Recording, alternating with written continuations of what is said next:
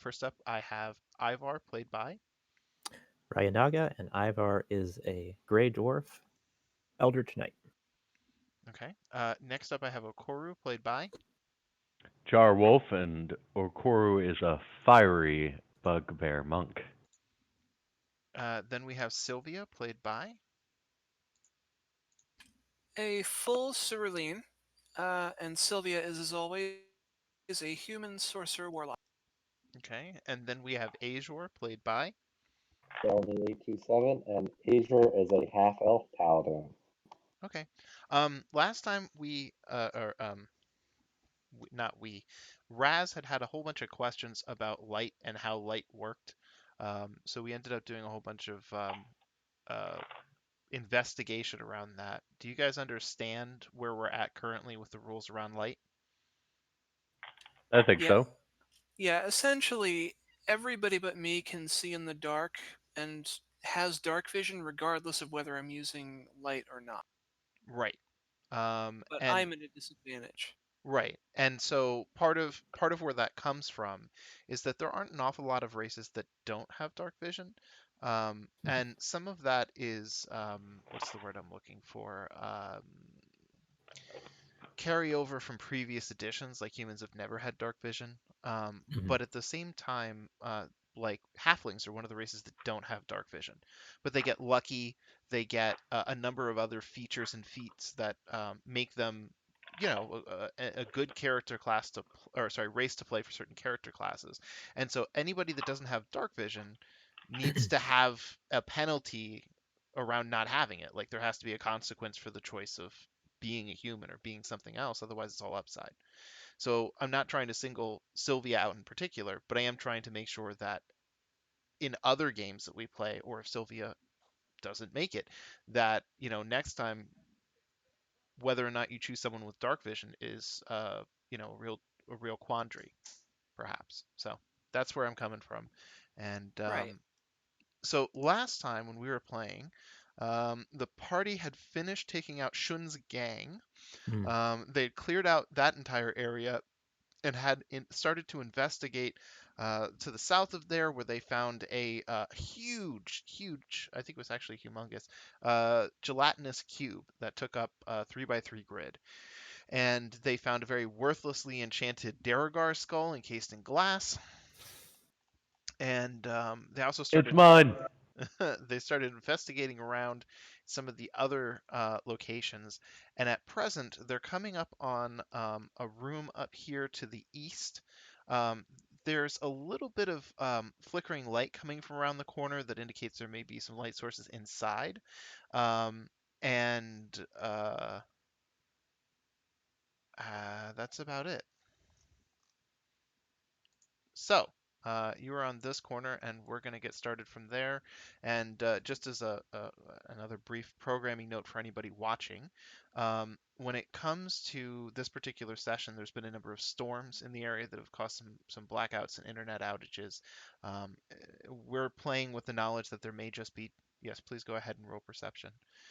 There may just be too many issues to continue playing, so we may end abruptly and early.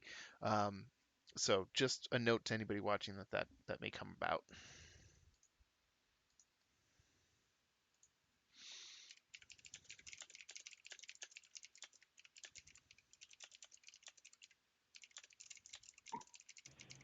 Yeah, Today I I can't. am back to being the stealth king here.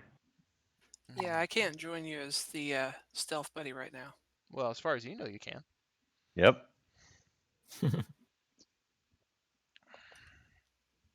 So, Yeah, what's going on? Check out the east that you were talking about. we've got corridors to explore. Mm-hmm. Go on, Okoro.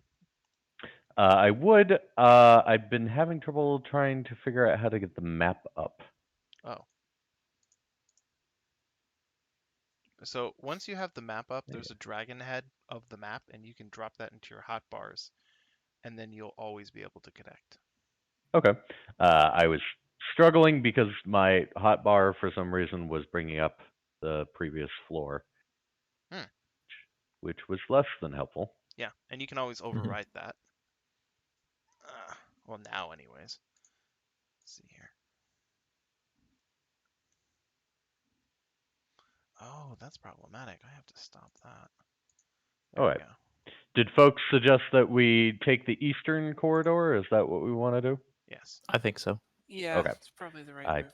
peer around the corner in Okay, hold on. the darkness. Let's see here. Layers, mask mode.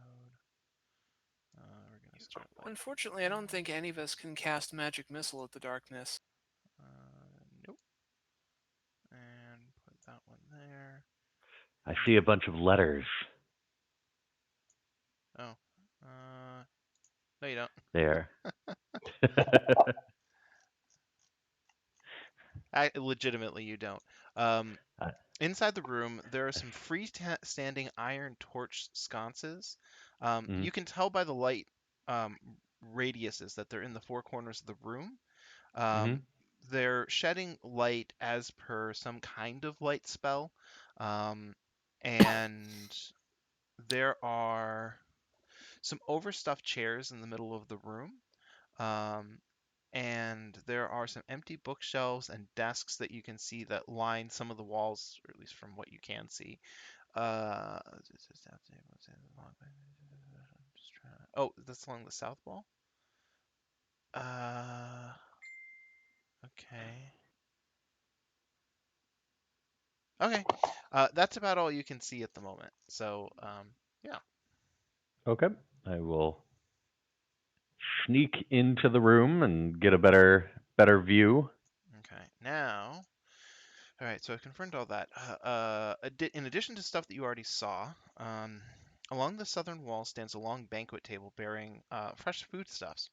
It's laid out on copper platters, and copper flagons are filled to the brim with wine, like literally to the brim. You can even see the wine.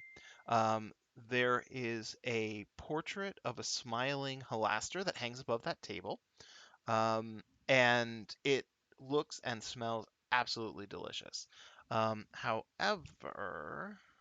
now that I've got that, there is a woman that is in one of the overstuffed chairs that you can get a better sight on now that you have entered the room a bit more and changed your angle. Um, and you can't see too much of her. She has some rings. She has, her nails done and things of that nature. Um, but she is facing towards the north, so you're sort of seeing her in profile, if that makes sense. Okay. Is this a human woman? Probably. Um, I'm not sure how you would be able to tell if you can't see the whole person, but it's about the right size and maybe the right build. Okay. He goes back and informs the party that some lady has laid out a feast for us. Hang on a damn second. Why would there be a big old feast in there? And what's his face, the weird drow dude, and his buddies weren't dead? Mm. I think something's fishy. Smells good though. At this point, Haleth speaks up. Friend Okoru, that woman, she has my holy symbol. Oh, does that mean we get to kill her? I would greatly appreciate it. If not, please step aside. I am more than capable of handling it myself. Nah, you know what? Let's blast her. I could sneak in and take a Kensei sneak shot at her. Well, before That you do went that, so well before. I'm gonna cast a spell on myself. Just be aware that you can cast a spell. You don't want to do it right here. Yeah, it's a little close. It's a little noisy. And it's also very quiet in that room. She's just kind of quietly there. Since you guys have been sitting around for a little bit, you can good. You can sort of hear the sound of like a cup being placed on a table, so she may be sipping out of something. And given all the flagons nearby, that's really not a surprise. Anyways, I also wanted to bring it up because I wasn't sure what spell you were casting, and if it would affect other people, like bless or something, they may want to move as well. It also probably depends if it has like a vocal component, right? Because are just somatic and material spells also noisy? No, they are not. They are flashy, meaning that like you can't stealth and do them. But Yeah. yeah, there's Well, also not a lot of non-verbal spells in the Right, game. I was just going to say that. Most of them are verbal. well, the spell that I was going to cast on myself was Armor of Agathis. I don't have like Bless or Aid to help you guys out. Okay, Not I just worried. didn't want to make any assumptions. I haven't looked at your character sheet in a while. Anyway, so you cast your Armor Agathis, and anyways, do you have a particular plan, or do you just want to roll for initiative and play it out? I'm Well, okay with Okoro trying to get his surprise, so I don't want to break his stealth, is what I'm saying. Okay, so then just to remind people, just in case you've forgotten, how this is going to play out is we're all going to roll for initiative. Um, Hmm. in order for, well, actually, we all have to roll for initiative. I have to look up surprise. There was a whole thing. We did this before. There was something about everybody rolling stealth.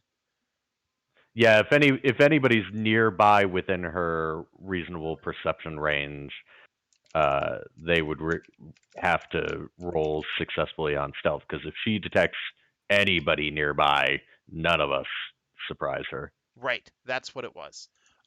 So everybody needs to roll stealth. Oh, do I roll Unless or you sorry. roll? unless they're not nearby, I would assume, Can right? I Sylvia does not need to roll since she already rolled recently. Can you can go I ahead? move out of range, or am I stuck here? I think you're kind of stuck here. Okay. All right. By the way, I'm not certain that you guys have the classes that can access this. Uh-huh. But okay, Sylvia, we're gonna Oop. stick with your 10 from before because nothing broke it. Oh no, Oh, no, Armor of Agathis did. Oh yeah. Yeah. Uh, anyways, sorry. We got all those stealth rolls. There was something else I was gonna say. What the fuck was it? Sorry, I lost my train of thought. Um, oh, I remember now. There's a spell Pass Without Trace. It gives everybody a Hmm. +10 to their stealth roll.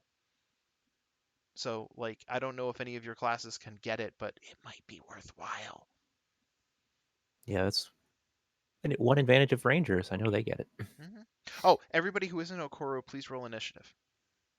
Okay. And then I'm going to roll and figure out if she has heard you approach. Our two clang clang clangers. Okay. with the trolley. Yep. Is I guess that? Yep, that makes Haleth the trolley. it does indeed. And actually, Owl goes the trolley. does Howleth have? I guess I might as well. Ooh, his stealth check is not good. It's a 9. Um, He is the trolley. he is the trolley. Uh, as based on those stealth rolls, here's what we're gonna say happened. You're lining up. You're gonna line up, take your shot. Um, the woman in the chair. Um, the woman in the chair. What did she say? She sounds very stern. I advise you to leave or face the wrath of my servants. I'm sorry, you cut out. The wrath of the what? Of my Servants. servants. Okay. Sylvie, you get the response. Oh no. I am way the hell back here. I didn't hear her say that. Oh. Howl gets the response. Hold on a second. I accidentally. There we go. And then I just have to move to here and zoom way the fuck in. Here we go. I didn't know I could do this, but the top of the window was above the top of the screen, so I couldn't reach it with my mouse, and yeah, it was bad. Anyways, um, Haleth says, Midna, I'm afraid you cannot be allowed to keep my amulet. Time to die. Hooray! Sylvia, you're up first. Yeah, I moved to here, and then I'm gonna use. Oh no, we're gonna consider you having started here. It's okay Oh, well, thank you. because you moved down there and then came back. Thank you very much.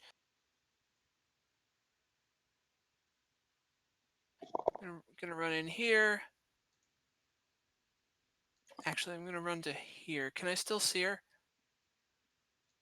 Yes. Wait. Yes. Well, you can see the chair she's in, so for the purposes of that, you can blast it. Does that make sense? Yeah, okay. I will do so in an eldritch fashion. Shocking. Oh wow. Also, I'm looking this up, Oh. but I think I have something funny to add about Eldritch Blast. Okay. Sorry, I misclicked on the second one. Oh well, that one hits anyways because the 14 hit, so it's okay. Oh no, I don't have anything funny to contribute. Sorry. Sylvia, don't forget you can hold down Control and click on your target. Fair enough. That'll help make sure that you don't miss with stuff like that, and then you don't have to like target anyways.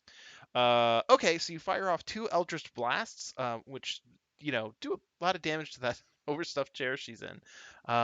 She hisses in response, and then okay, And give for good measure, the fuck. let's see.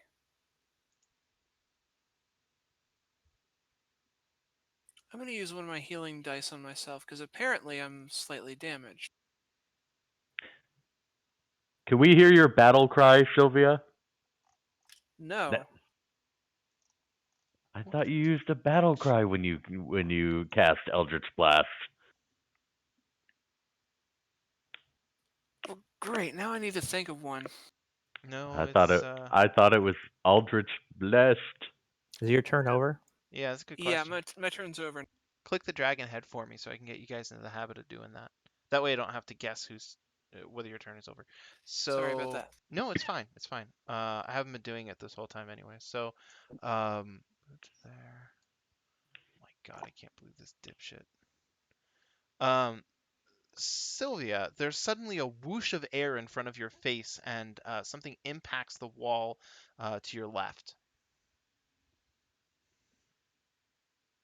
Let's see what's she gonna do. That's not going to help a lot. Does this help?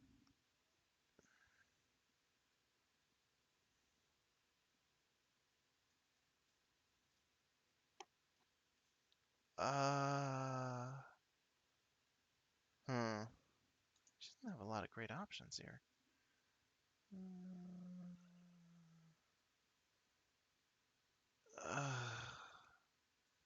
Does this go? Of course.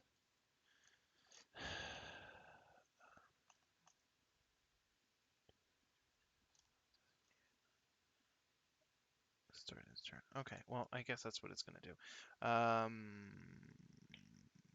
Here. She casts Spirit Guardians on herself and leaps up 5, 10, 15, 20, 25.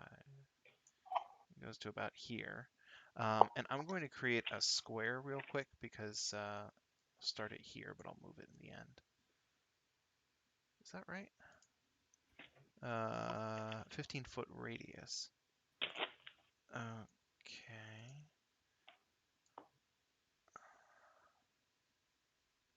30. There we go. Okay. Those are the affected squares. So anybody within 15 feet of her has their speed halved, and then when you enter the area for the first time on your turn, or start your turn there, you have to make a Wisdom saving throw. On a failed save, you take some necrotic damage. Yeah, and then I guess she's evil. that. Wait a minute. Ooh, what is this? Oh, Quick question with how that interacts with my Armor of Agathis. Since it's the Spirit Guardians that are dealing damage to me and not her, does the cold damage trigger onto them and fizzle, or does it trigger on... onto her for the same reason that someone, and well, Would someone casting Burning Hands still set it off? Actually, no, you're right. It's melee attacks.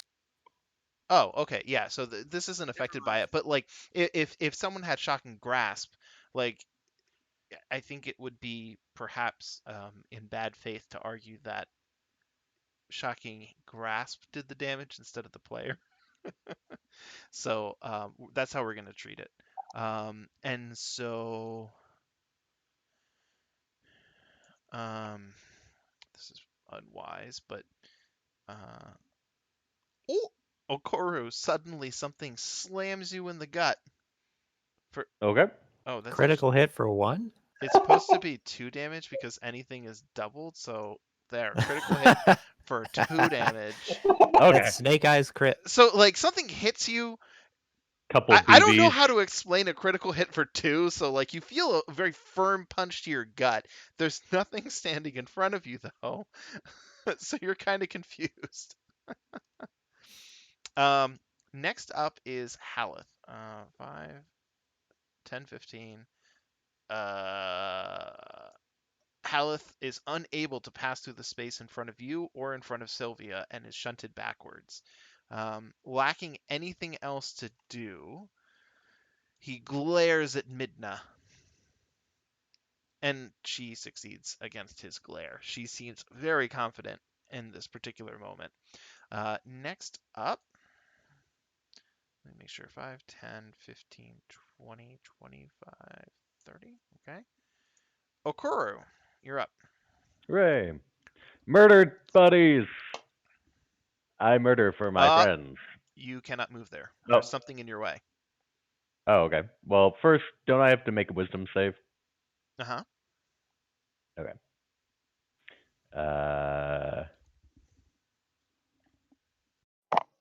Wisdom time.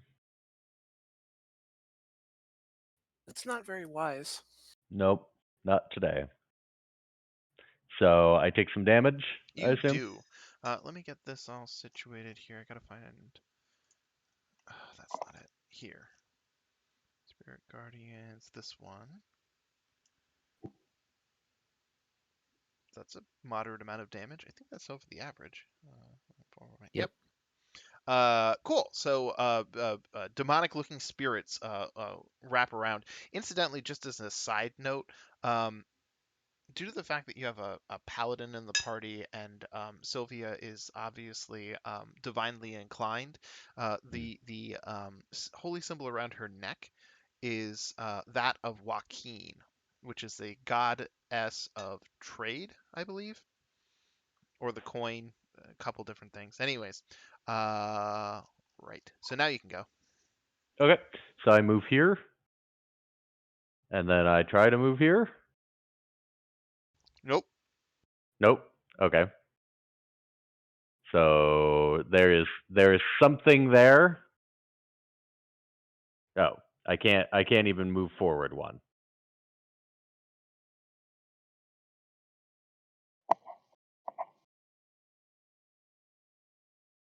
Alex, are you trying to explain to me what's going on, or? Oh, sorry. I hit the mute switch. There's no other information to give. There's something in your way. You cannot push past it. Okay. Well then, I will beat the shit out of this woman that I can reach. Go for it.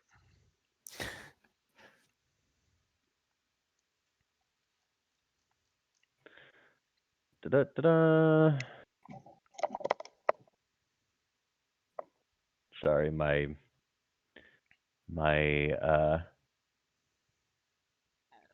windows are being funny here.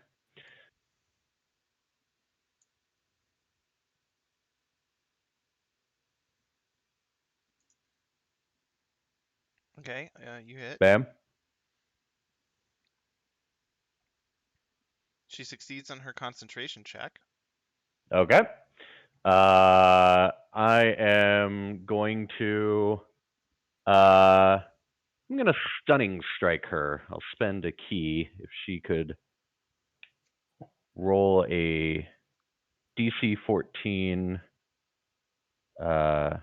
Constitution, I think. Sorry, I should really have this up.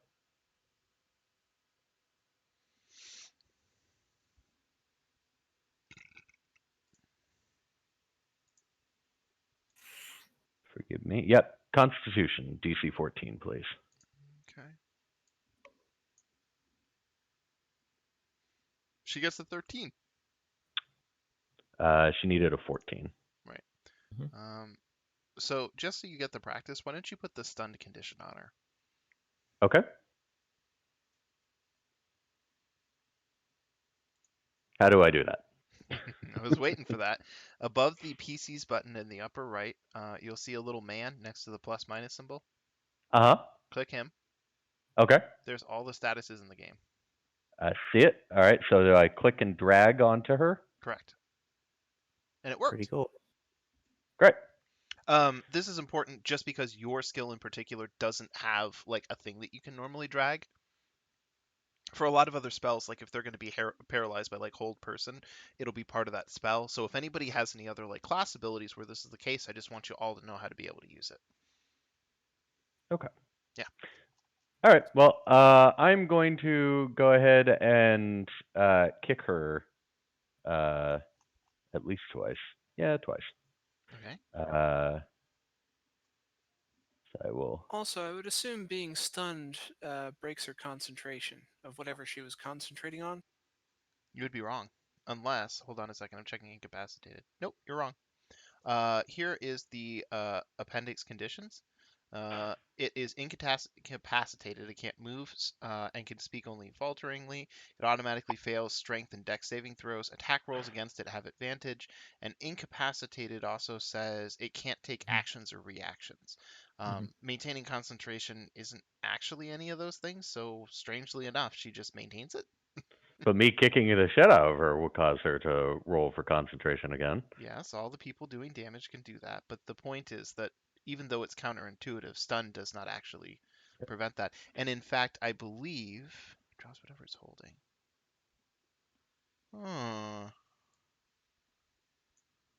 Unconscious creatures incapacitated.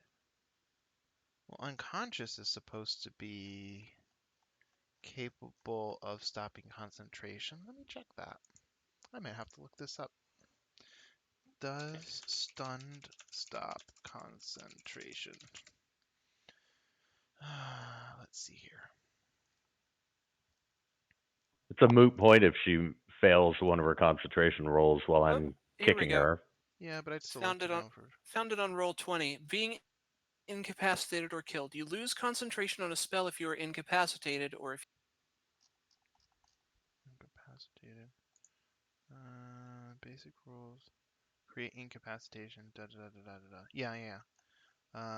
Spell strike me in fact. Yeah, I think that sums it up nicely. Can you put that link in the Discord chat? I want to save it for the rules later. certainly. Thank you. And Ivor is gonna disappear for a while. All right. Bye. Goodbye. Bye. Oh, Koro, is your turn over? Nope. Then I I guess have one more kick to make. Okay.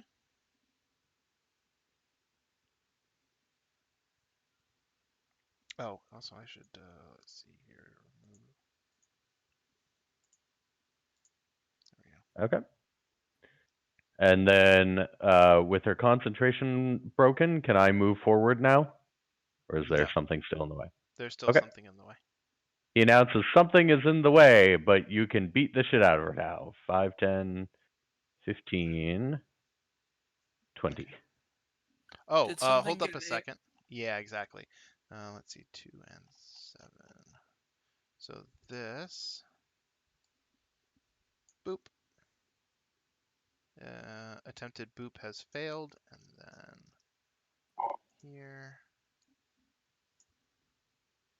Oh, one of the boops hit, and then something kind of lightly punches you with your gut as you attempt to leave the square. It doesn't stop Okay. you from leaving, but yeah. Somebody's got BB guns. End your turn.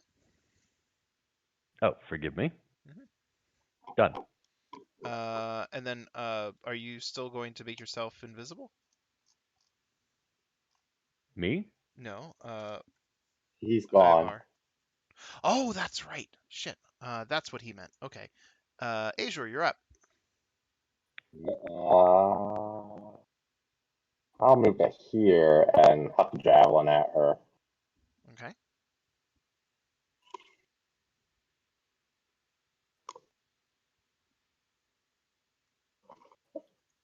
Nice. Yeah, it wasn't 1 damage. Okay. So let's see Howl's here. so happy with us. Eight. Uh, oh my goodness. Now I gotta deal with all this shit. Let's see here. Yeah. Uh, Wait a minute. My God.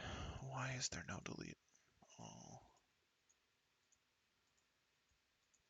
There Because we you're go. not a Cyberman. There we go. If only. So, right. Once Midna falls, the invisible barricade in front of you vanishes. So you're now free to enter the room. Um, huh. Okay.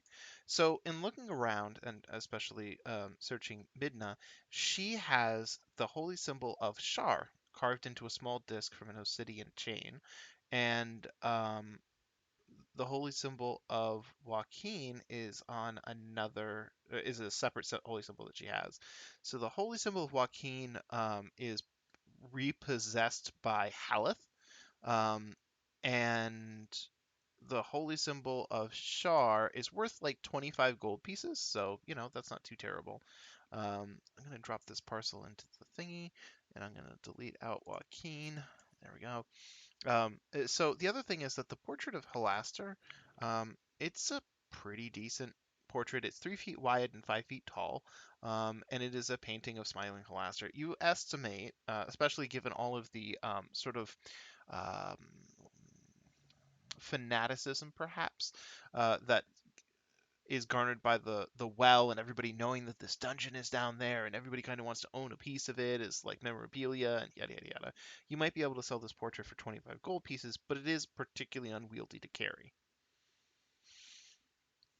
I mean, we can always come back for it. Sure. Or I just wanted you to know that it was of value. Does anybody in particular want the holy symbol of Shar? By the way, I discovered something. There's a button I can click that just turns like not actually useful items that are worth money into money, so that we can just say that in the future at some point you will have sold it. Nice. well, I got a question about that holy symbol of Shar. Well, I guess I would have to roll religion, but what's the holy symbol made? It's a small disc carved from obsidian on a silver chain. Oh, and I can roll religion to remember who Shar is, right? Sure. Okay. Now I have to reference who the fuck Shar is, so bear with me. If I recall, she's an evil deity of murder or something, but I don't remember much more than. Ooh. Let's see here. S. These seem like non-human deities. Oh, they are. Good. I'm very sharp. Let's see here. That does not sound. Yeah, that's Greyhawk. Shar, the goddess of darkness and loss. Neutral evil. Portfolios are death and trickery. A black disc encircled with a border. So yeah, another not nice person that you guys have put down. Uh, Okoru, while Sylvia is dealing with that, goes over to the wine and using his brewer's kit proficiency, analyzes whether the wine is drinkable. Okay, make your roll. Okay. Um, Investigation. okay. If I should have advantage on this because I It's a am using the. proficiency. Yeah, with I'll this. give you guidance too. Add a d4. Uh, Okay. do advantage on your thingy when you roll. Advantage. It should work. We'll see. Okay. Uh, Investigation. okay.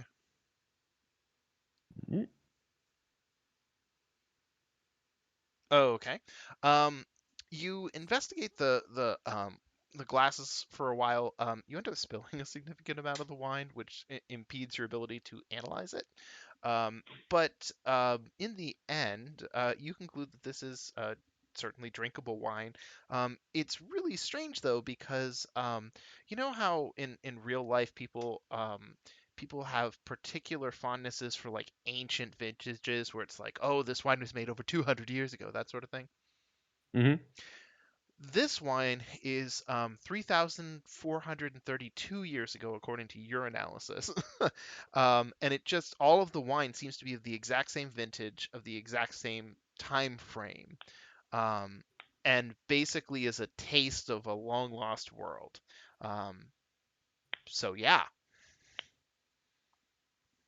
He gurgles it as he drinks it.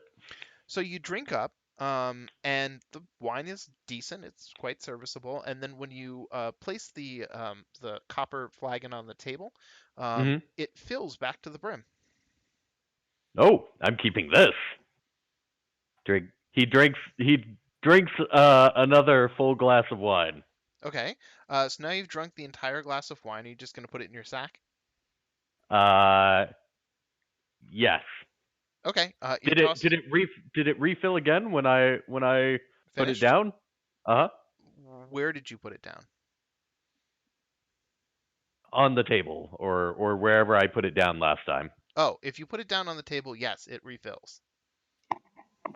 He drinks the third glass and then puts it in his sack for later. Okay. Let's see here. Uh, okay. So, you put it in your sack for later. Uh And that's that. The rest of the food here also looks quite good. There's a variety of foods. There's like, pigs, vegetables, so on and so forth. Just, there's a full spread placed out in this room. Also available if you're interested. Okoro is interested in food. Okay. I'll try a bit of that. The food is delicious. It's not the best meal you've ever had, but it's pretty damn good. Everybody who wants to can, just have some of the food. When you like, there's a large roast hen on the table, and you tear off a leg. And once you've eaten about 75% of any dish, um, it replenishes a bit. But after the second helping, it seems to remain as is. Okoro shares some of his hen with Howl. Haleth, I politely decline, friend. I, after all, have no stomach acid anymore. It would do me no good. Ah, well, I will eat in your honor for your victory today. Blessed is Joaquin.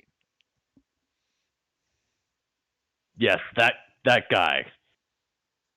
And he announces praise to his murder bugbear god that I can't remember at the moment.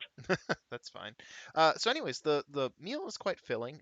Nobody seems to have any negative consequences aside from any discomfort you might have from eating your fill.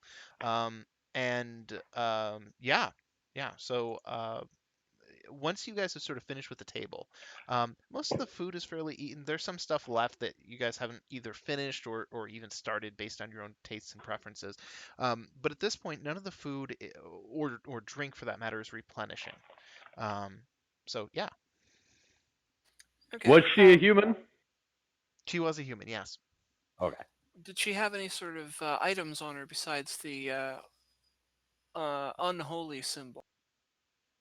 Uh, no, she had her clothing. She had the unholy symbol. She had a coin purse, but it was empty for whatever reason. Um, and she was a cleric, so she didn't have any whatchamacallit, spell book. So yeah. Oh, I'm so sorry. She also had a mace, but I mean, standard weapons aren't really worth mentioning, right? Meh. Fair enough. I don't know. Anything else in here? Nope, I've already described everything in the room. There's some iron torches in each corner of the room. They're flickering with some sort of light spell. Empty bookshelves and desks line the walls, and then there's this banquet table. That's Yep, that's literally it. Azure, lead the party. Where should we go? Let's go north from here. Okay. Okay. I will roll my sneaky McSneak.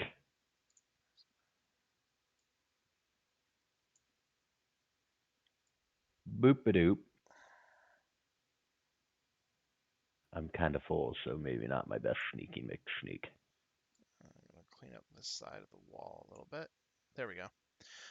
Anyways, you find your way all the way to the end of the passageway, and it seems to have collapsed at this point. Obviously, if you look on the map, it looks like this passageway at some point connected to that spot where the outpost used to be. Okay. So, is there a doorway out of the banquet hall that we were just in? The I one you see. left through? Well, it looks like maybe there's another one on the other side, but that may just be a trick of the map.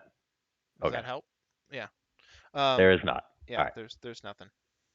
And also, I already know what your perception rules are, so once everybody is in a room, any of the air quotes good perception checks are automatically applied. So if there are Yeah. secret passages or whatever, you'll find them. Okay. Let's head back to the gelatinous cube room.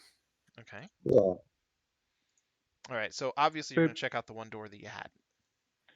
He picks up and carries Raz. Okay. I'll just put him in a corner. Haleth is here. Here. That's fine. So anyways, what will you do to open the door? I will mage hand it from 30 feet away. Okay. Are you okay? Let me just check something. Is there any water on the other side of this door? Watch it be like lava. Let's see. Or like the scene in The Shining where the blood comes out of the elevator. If it's lava, it better come with a Bowser King of the Koopas. Okay, I think what I want to do is go like about that. That should be adequate. Let's see here. So when you open the door, you can see on the other side that black mildew drips from lidless eyes and gaping mouths carved into the walls. And you can see those on the walls. You guys obviously have a certain angle on the room. There's more to it that you can't see, but that's the first noteworthy thing that you can see. So if you want to see more, you'll have to investigate. Okoro will poke his head in and take a look around and a good sniff. Oh, it really reeks of mildew, like quite badly. um, and I so cast Gust to try and blast it out of the room a bit.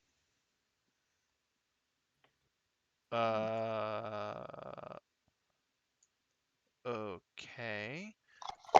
It just it creates a breeze basically. Yeah, I understand. I'm thinking. So you blast the air out, and this wave of mildew kind of sort of backdrafts at you and out the other side a bit. Ultimately, it only clears the mildewy smell out for a while. Like the water that is sort of dripping out with this mildew on it, like it's already really worked into the stone, and whatever this color the stone once was, it's black now. And so somebody really needs to clean the shower. Anyways, in the middle of this room is a 20-foot high, it's a 20-foot high room. There is a limestone altar, which is topped with a misshapen mound of gold that looks like it was poured on the altar in the molten form and then left there until it cooled and hardened. There's also, and I just want to double check something real quick. Hold on.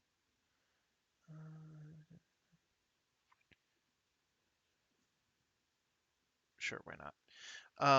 As you guys sort of get closer to the room, Azure points out that there seems to be some sort of inscription around sort of the lip of the altar.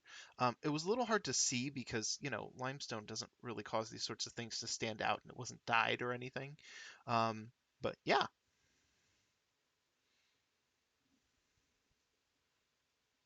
Right. Sylvia goes in here and sort of like covers her face with her, you know, shirt or something. And that's what's on the altar. yeah, I can't read that at all.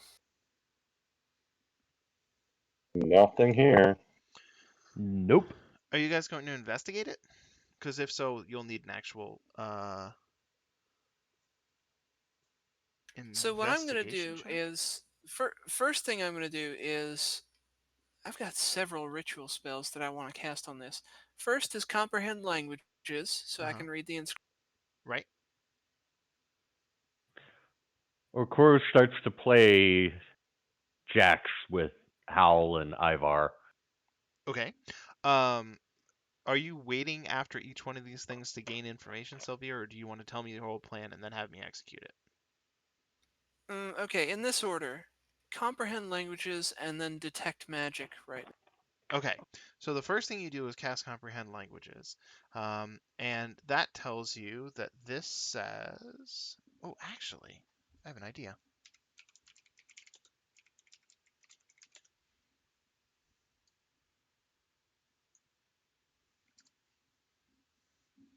And then upon casting Detect Magic, there is an aura of transmutation magic around the gold nugget.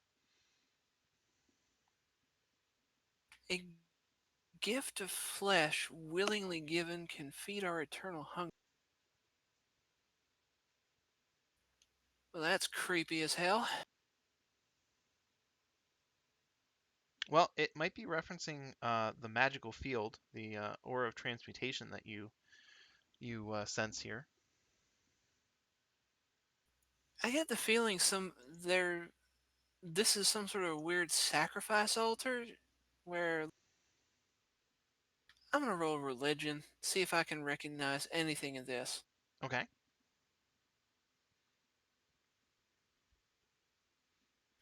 Hell yeah. Uh, So, what's up, Azure? nothing. Okay. So you rolled quite well, obviously. It takes a while for this to sort of settle in. You have to sort of like wander around the room. You're pacing. You're looking at stuff. You're considering this, and in the end, you feel reasonably sure that this is an altar to the demon lord Jubilex, the demon lord Okay. of oozes. Giant slime demon lord. I, I don't think I want anything to do with this altar. Probably not. Although you might want something to do with that giant nugget of gold. By your estimation, it would probably be worth somewhere in the neighborhood of, I don't know, 8,000 gold pieces. It's huge.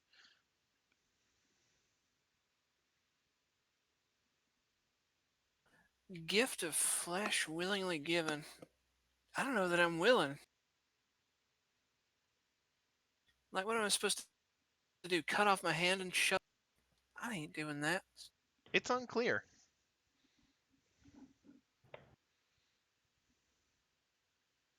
But unless anybody else has a particular desire to thrust flesh upon this thing, I think that's going to be If it that. were if it weren't for the fact that there was gold involved and Okoro doesn't give a shit about gold, thrusting flesh would Yeah, I was probably gonna end say it. that's an interesting way to put things. Regardless, that's all there is to this room. So if there's nothing more to do with that, I can highlight other areas to explore. I, Um, I say one, Azure guides us again. To help Asia out, I'm going to draw some quick arrows to sort of remind people because it's been a while. That's one. And that's two. So if you zoom out, that's about assuming it. you aren't already, these are the two areas left to explore. Before I leave the room with the dark altar, The how altar big is is made the? of limestone, which means that it's the only white thing in the room. I say dark altar not because it is dark in terms of appearance, but because it is literally an altar to a dark power. I just want to make sure we were clear since I was talking about black mildewed walls. Right. How big is that giant Tastes gold? like black pudding. It fills a 2x2 square, so 10 feet by. So it is entirely too heavy for me to mage hand. Okay, I'm just gonna leave it. Oh yeah, by a huge margin. I'll wait here for. People to Yeah, let's decide. go down south here. Okay. Alrighty then. Okuro, your stealth check can continue to apply because nothing has disrupted it. Okay. So I have a question for you. Hmm? Who won the game of jacks? I'm checking. It appears Ivar did, Nice. despite his less than stellar dexterity. He got lucky, I guess. Having a good moment. Regardless, let me measure out the 60 feet ahead. Let's see here. 5, 10, 15, 20, 25, 30, 35, 40, 45, 50, 55, 60. By the way, one more thing about that whole light discussion we were having earlier. Mhm. Sylvia, I am going to presume from now on, unless you explicitly tell me otherwise, that you always have a light spell active because you can't see without it. There's massive penalties if you can't see what you're doing. And since it isn't inhibiting anyone else, um, there you go. Yeah, pretty much. Okay. But it matters Playing for on my things like staff. stealth and other things like that. Sylvia, just so you know, a while ago, since Okoro doesn't really need the torches he started with, he offered to hand you 10 torches. Yeah, okay, I'll take him. Okay. Okay. Anyways, this passageway extends far beyond your vision. All right. Let's see here. That's 10, 20, 30, 40, 50, 60. Same deal. Whoop, whoop, whoop, whoop, whoop, whoop, whoop. Okay. 10, 20, 30. Wait a minute. I already lost track of it. 20, 30, 40, 50, 60, which also means right here. Badoop. So there is a passageway that opens up to the north. Okay. Azure, which way would you like to go? North or forward? Let's see what the north way takes. Okay. Peeking around the corner. Okay, bear with me a second.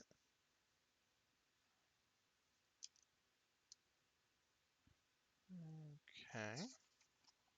Oh, okay, that's probably why. All right. Peeking around the corner. I have to figure out how I'm going to do this. I think I'm going to just go like this. There we go. I'm feeling a little lazy. I don't want to have to putts with it. Anyways, mostly you can sort of see along that straight shot up above the tunnel sort of winds its way in there. There isn't any of that debris that you've seen in other areas indicating a collapse. So something may have dug its way out of here a long time ago, but it's no more clean or dirty than any other part of the dungeon. Okay. Boop. Okay, now bear with me. Let's see here. 10, 20, 30, 40, 50, Bear with him, 60. because he's gonna spawn bears. Hooray. I mean, you'd be lucky if that was the case. Bears are not much of a challenge for you.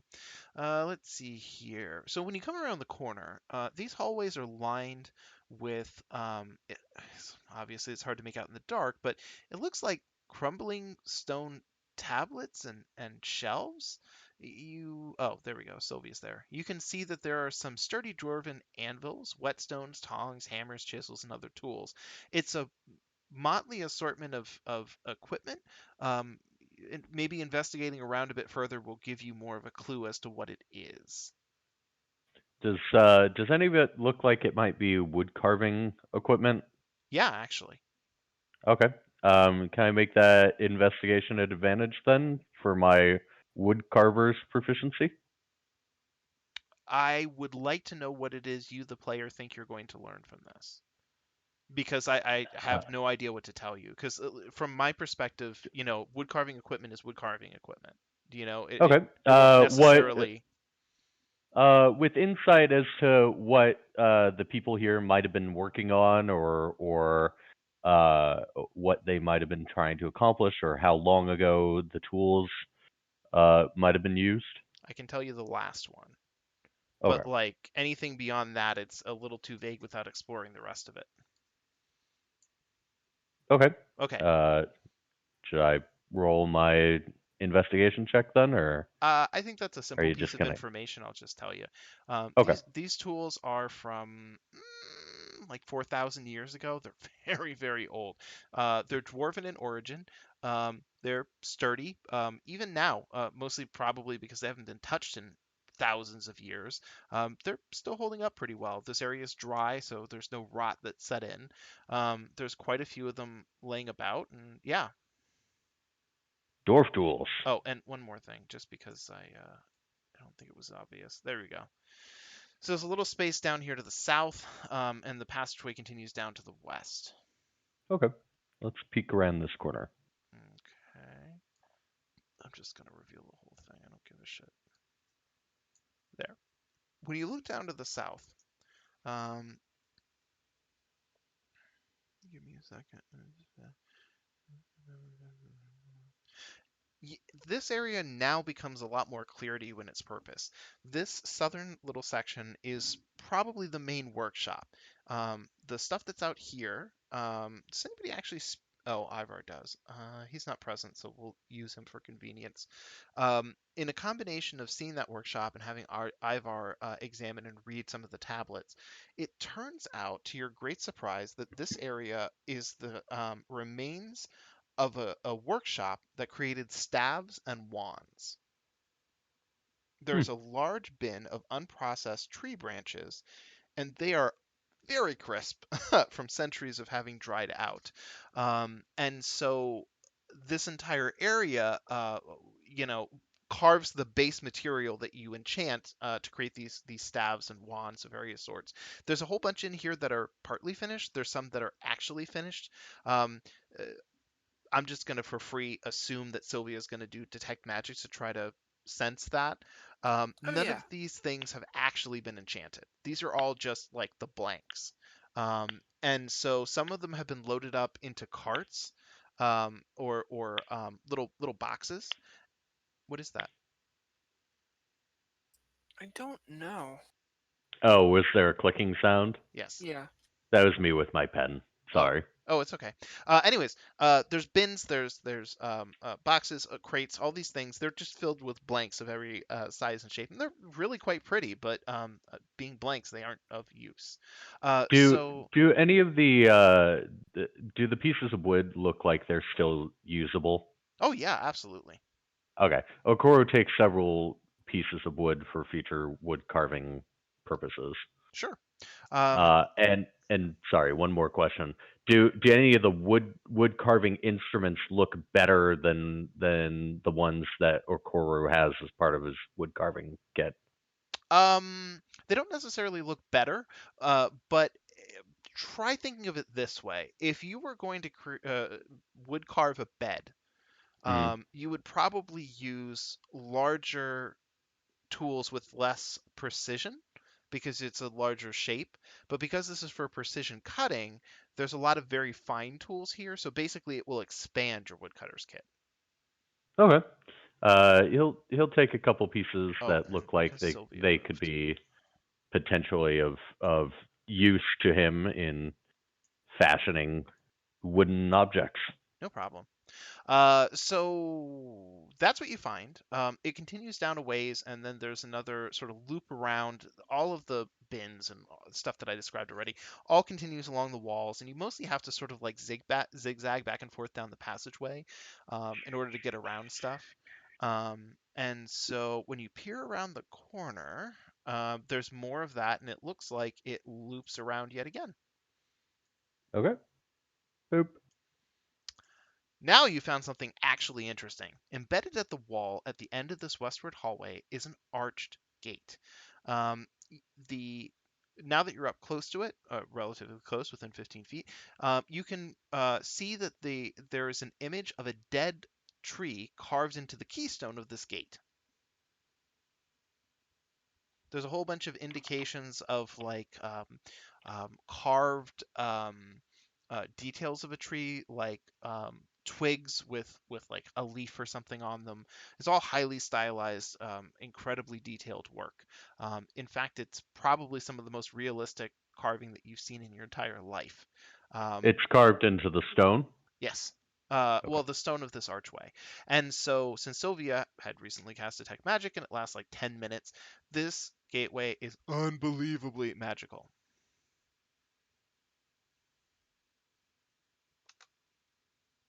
Okoro goes up and he doesn't enter the archway, but touches the archway. Touching the archway simply reveals cold stone underneath your fingers. Um, the stone doesn't hurt or anything. You can feel all the details in the stone. The level of craftsmanship involved in it is unbelievable. It could easily be someone's entire life's work. Okoro is suitably impressed.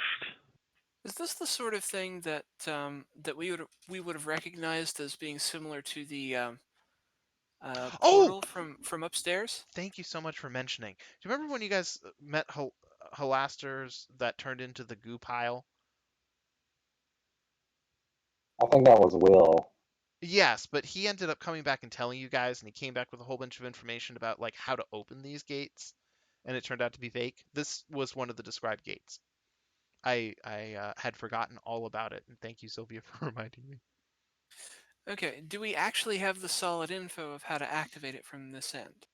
Well, Or unless he was that was one of the lies? unless he was just lying about the couple of gates that you tried, it's probably a lie as to how to open this one. However, the recommended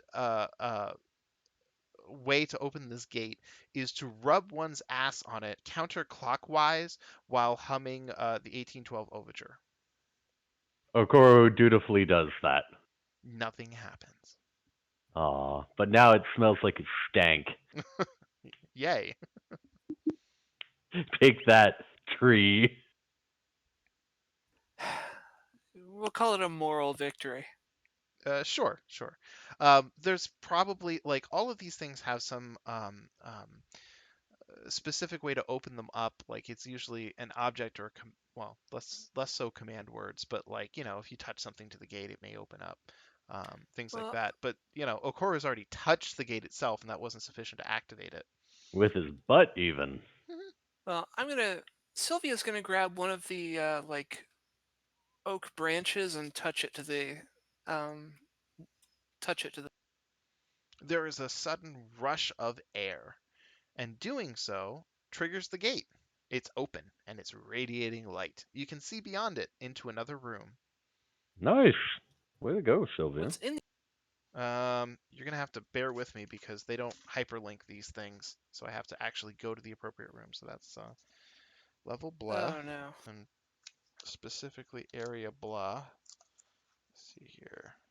There's this one, and then this is area. I lost it. Where did it go? Okay, blank. Okay, so okay, so it's on the next page. I almost got it. Okay. Oh.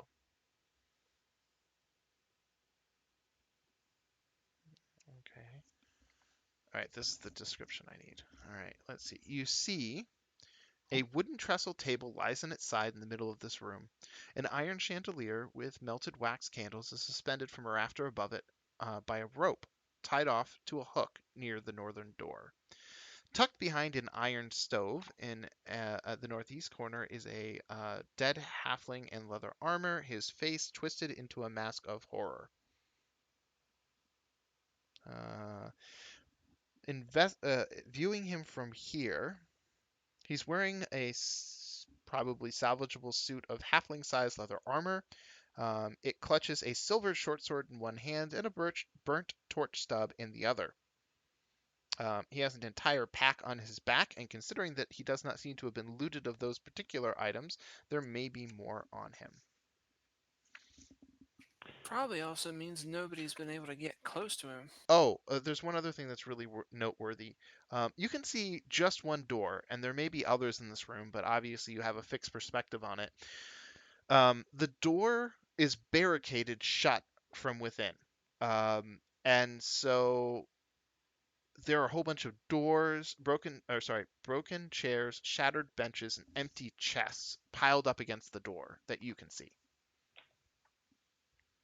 So it looks like he tried to barricade himself in here and it didn't work.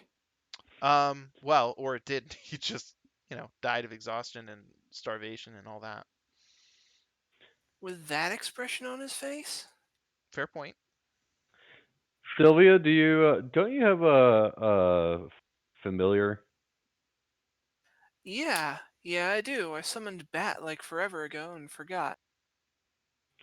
Can the familiar go through the portal and see if it could come back? Is Sylvia willing to do that? I'm not just going to execute on Brandon's command. Well, Yeah, I'm like asking Sylvia if Oh, I can right. always yeah, Okay. like I can always resummon Bat. So Sylvia tells Bat he has another suicide mission and sends him towards the portal. When he reaches the what's the word I want? The surface tension, I suppose, of the portal. Um, The threshold. Threshold. That's a good word. Um, he reaches the threshold and bounces Man. off the surface tension of the portal. so. Just like last time. hmm He's So unharmed.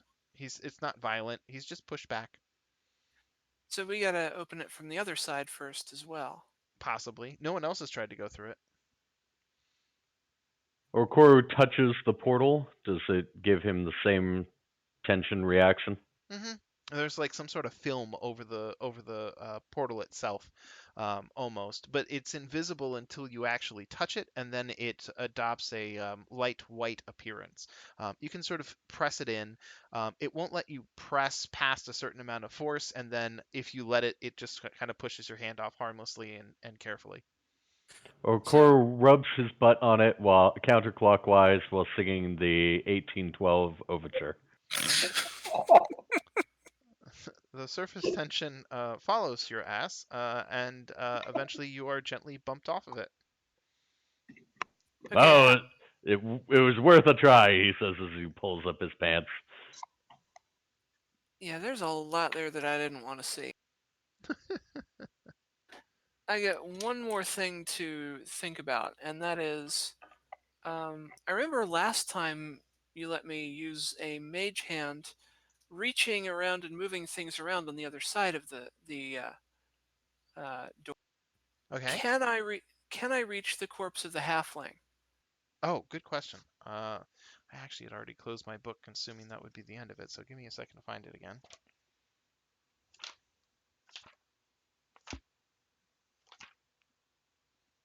Okay. So this is on the map somewhere. Let's see here. A, B.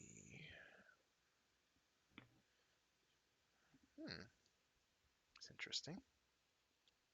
Those are. That's not it. That's not it. 9, 10. What the fuck? And this is 5. Oh, I see the problem. Okay, and what is the. Each one is 10 feet. And then the.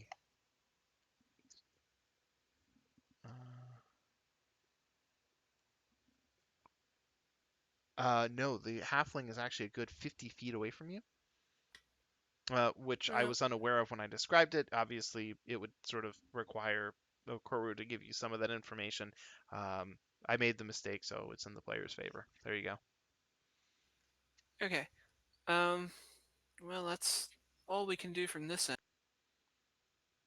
Yeah, and now that I'm looking at it, um, it turns out there are two doors to this room. I really wish I had checked the map before reading the description. There are two doors to this room, one in the north wall, one in the southeast wall, and the the barricade that I mentioned is in front of both doors, but the one in the barricade to the north is just a mere 10 feet away from you, or at least away from the portal.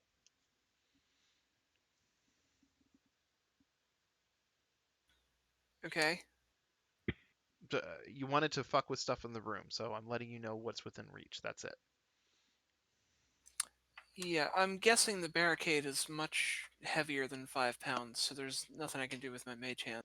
Well, the entire barrier is. Like, you won't be able to use Mage Hand to just rip the barrier away, but you can move some of the crap off of it, and so the net result would be, if you find this place later, you could lessen the DC to force it open. Yeah, I might as well do that. Okay. It takes you, I don't know, 30 minutes to kind of move stuff because it's kind of like playing Jenga. You have to find stuff that's able to move and then see if other stuff is able to move, and you end up clearing a decent amount of it. Let me just check something. They actually had something here about the DC class here. Okay, so the DC for this room has been reduced. Yay! Good job, Sylvia.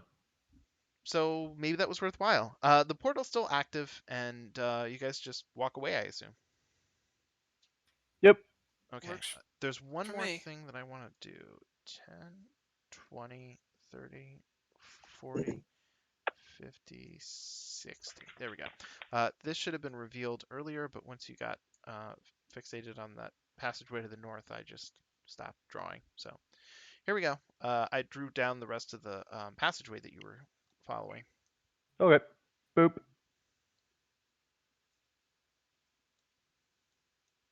Okay. 10, 20, 30, 40, 50, 60. I'm going to give you a slight freebie here and go like that. And I'll just reveal this square as well, mostly so that you know that like there's going to be a turn Boop. coming up. Okay.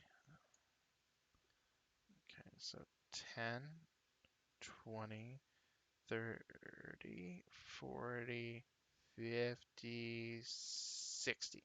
And then I just got to fix this wall. Boop. Okay. Sneak, sneak, sneak, sneak, sneak, sneak, sneak, sneak, sneak. 10, 20, 30, 40, 50, 60. Boop. Who Also, builds these fucking long hallways? this one's been going forever. I'm just gonna again give you an indication that there's a turn in the tunnel up ahead. Alright. All Boop. right, let's see here. 10, 20, 30, 40, 50, 60. I think that's about right. Again, make the wall darker. Here, here. Asia, are we going south or are we going west? Yeah, let's see where the South Passage takes us. Okay, then I'm gonna draw. I think Okoru appreciates that Azor like wants to take the path of least resistance. Just like do the one that comes first. Okay, yes, I like this guy. From that corner, I'm just going to sort of reveal a little more of the passageway than because it's really, really hard to do vision radius in this. Like, I know that Right. people can see in a cone, so yeah, And I assume what we're seeing there on the other corner is another one of those. Can be an extra area, but it's not. correct. Okay. And so it continues down to the south a ways. Oh yeah, actually, instead of going down more, let's see where this west wing takes us. Okay. Only because we seem to be going really far away. I am happy to do that. Oh, okay. Just Let's shift change our game plan. shift gears on you here for a second, and I'm just going to start drawing, assuming that you're going to go right there. 10, Yep. 20, 30, 40, 50. I'm just going to go like this. This is actually 70 feet, but like, again, there's another one of those turns in the passageway. I don't feel like drawing it out later since you're obviously going to go right there. Okay. It's like this map is designed just to irritate the DM. 10. Well, okay. Let me ask you guys for once. I personally think that it's kind of cool that I can reveal the passageway in segments, and that you can sort of see to a thing, and it gives a sense of perspective when you get to a point you can see 60 feet ahead of you and you can't see the entire thing. It's huge. So I'm doing this for the effect. If if it's not that interesting, then I'll just sort of draw out the passageway and we'll go from there.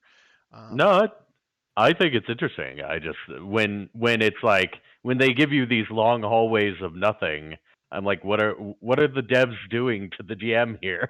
Oh, well, here's the other thing. So on the actual map in the book, and that Mhm. is the map that this is based on. I don't know if you can kind of tell from these squares, but they're actually 10-foot squares with tiny squares inside of them for the 5 feet. So No, so the map itself is just 10-foot squares, so it doesn't actually look this long. But in the blown up view that we have, it's massive, which yeah. is how it's supposed to be, but it's funny to me. So anyways, another bend in the passageway. So let's see here. And I'm assuming Azure didn't see any like secret doors this entire way. Oh yes, I have been thoroughly checking. In fact, I'm gonna double check. Okay, sorry about that. Give me just a second here. It's I bendy like that acrobat tiefling I fucked last week. so I have a DM's version of this map which shows any secret passages and stuff like that, traps and things. I'm double checking over every single space that you've been. And there's those traps you ran into earlier, all of them. And yeah, you actually haven't found a single secret passageway or trap. This entire corridor has been completely barren. It's just, worked stone. Yeah. Anyways, here we go again. 10, 20, 30, 40, 50, 60. Jesus Christ. There we go.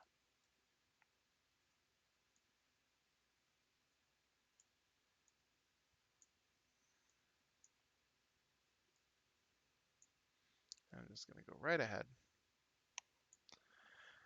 Oh, sweet Lord.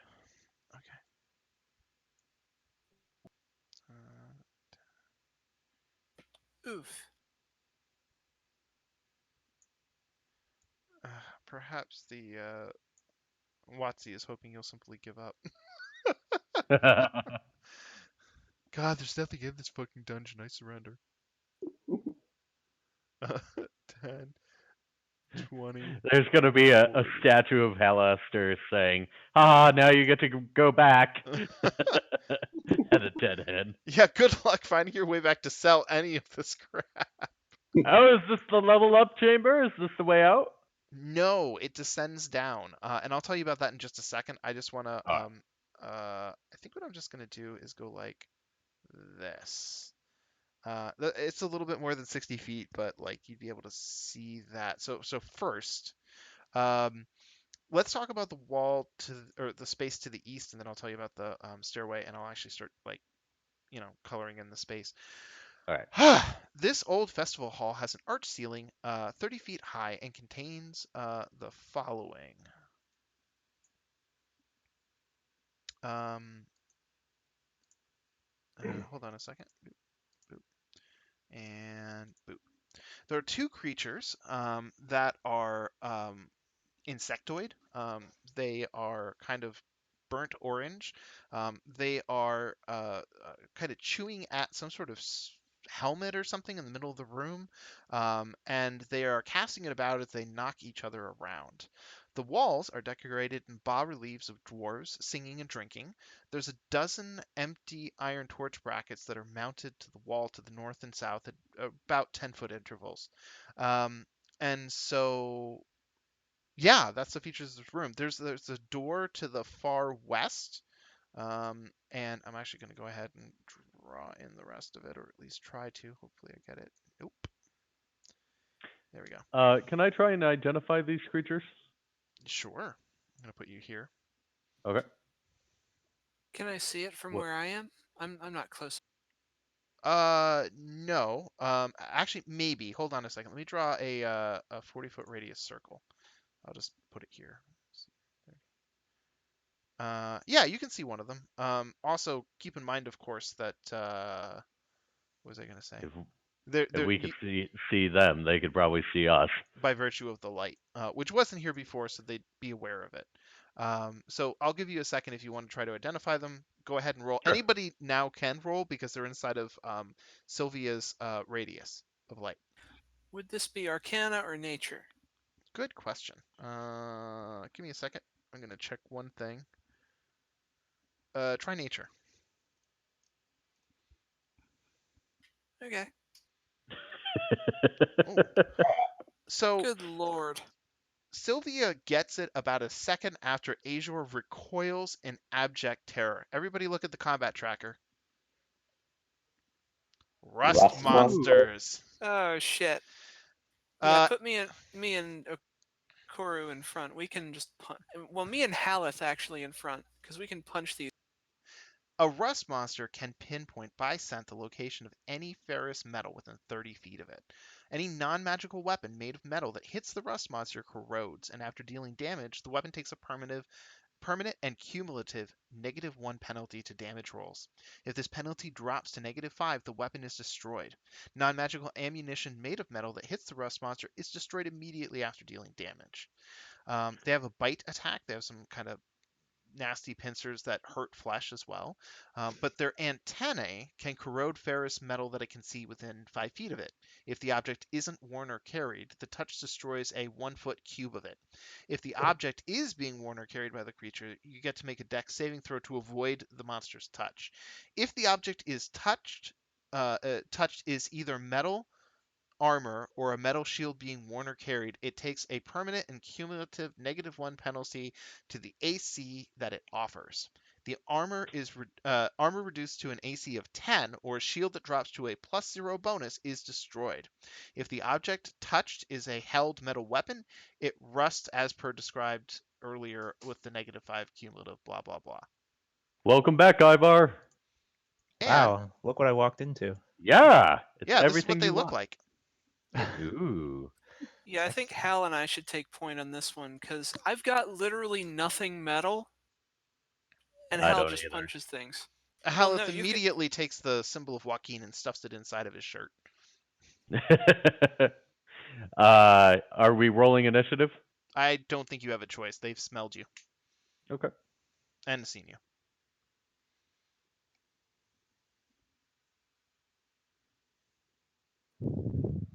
Azure, that's impressive.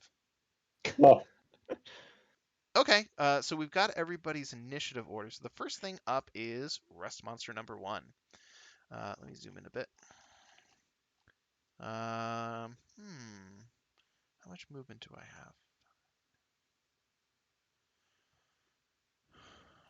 Oh shit, I do have metal. I've got these little balls. The Isn't your shield creatures. made out of metal too? No, my shield is a crappy wooden thing that I got Oh. off a goblin. So wait, what's this that you have that's made of metal? You have to tell me. Ball bearings, a hammer, a dagger, and some pitons or pitons, however that's spelled. Okay, well And the a So all stuff you don't use. The yeah, dagger basically. is most likely to get this creature's attention because it would be worn at your belt. Everything else is Hmm. in your backpack, so it would have to kill you before it could really get at it. So once it makes it to this location, it's going to attempt to get you. And of course, you dodge out of the way of its attempts to get your dagger. And so, Koru, you actually get an attack of opportunity against the creature. Wait, Okay. you don't, or do Would you? I would think it's. So sorry. well, it's not my turn, so yeah. Once it reaches out of my 5 foot range, I think. Yes. Well, I couldn't remember. Yeah, it's the 5 foot range because you only get long reach on your turn. On your So turn, yeah. he moved out of your 5 foot reach, so you get one attack of opportunity against him. Okay. Would it be attracted to my magically metal warhammer, by the way? Absolutely. Well, here, it can have it. Okay. Let me check something. Since it's magic, it wouldn't degrade, would it? Uh, That's what any Alex just read us. non-magical weapon made of metal, yes. But because it Hmm. is magical, it Ouch. after dealing damage takes permanent cumulative. Yeah. Okay. So So you swing your warhammer and He says, "Eat this," while he pounds the monster. By the way. the creature's chitinous skeleton cracks in a sickening fashion, and yeah. So it takes a mighty wallop and it cries out in a very high pitched, nasty noise. And yeah. So from there, Sylvia, you're up. Okay, before. Rub your butt on it while singing the 1812 overture. God damn it!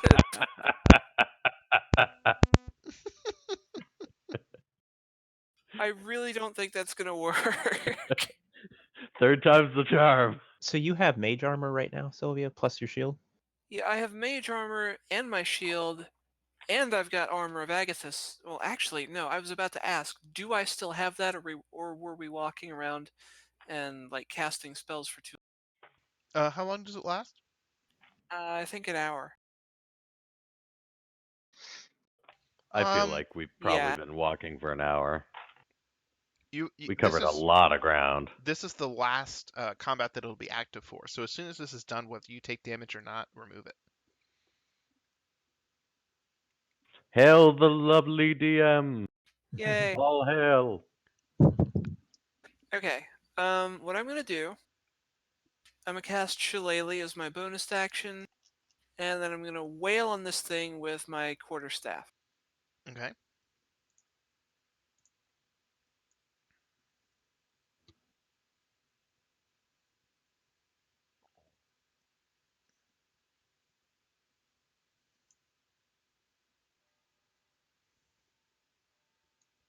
Okay. Whacked it over the head. Okay. And that, I believe, is my turn.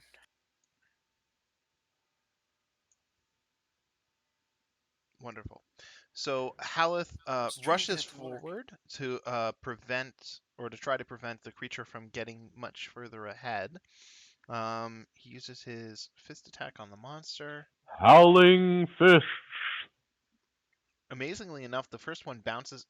Both fists bounce off the creature's skeleton. Somehow, he only gets in glancing blows, which is really bad.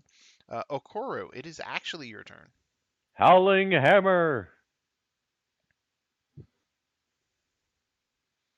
That is very bad for that poor rust monster. Shababoom.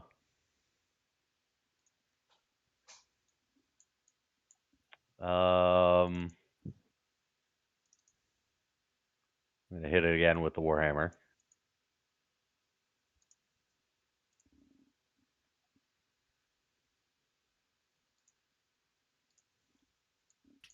Nice. Sploosh. Hey, get behind me real quick. I got a shield.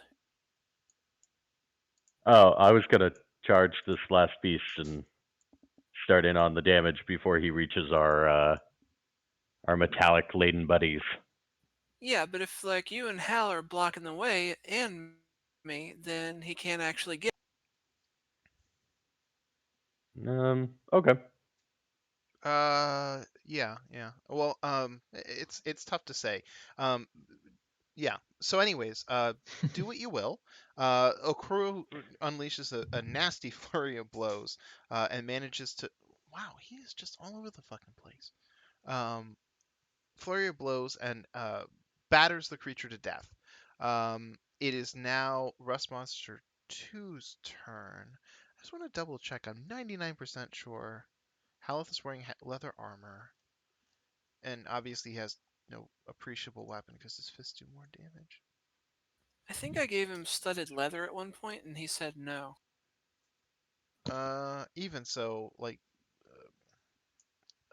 I don't. I think the studded leather sort of has some plates underneath, in addition to the studs. That's what the studs are for, to hold them in Right.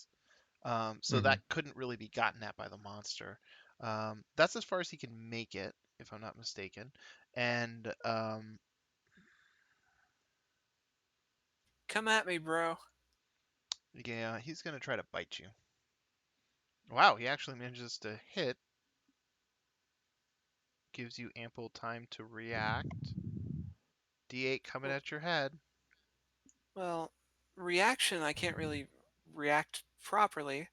A, my armor, and B, my armor damages it. Okay. So yeah, it's blasted by cold as soon as it bites at you. That leaves a lot of clinging frost. The creature does not look pleased. I just got another call. I'll be right back. Gotcha. Ah, Oh, and then it would have been What? his turn, so now it's Azra's turn. Well, Hey. risk it all by running up and trying to kill it. With a non-metal weapon, I hope. Yep. I hope the same for you. All right, I'm going to smite this time. Have you been working? oh, it's +1. Good. Okay, good.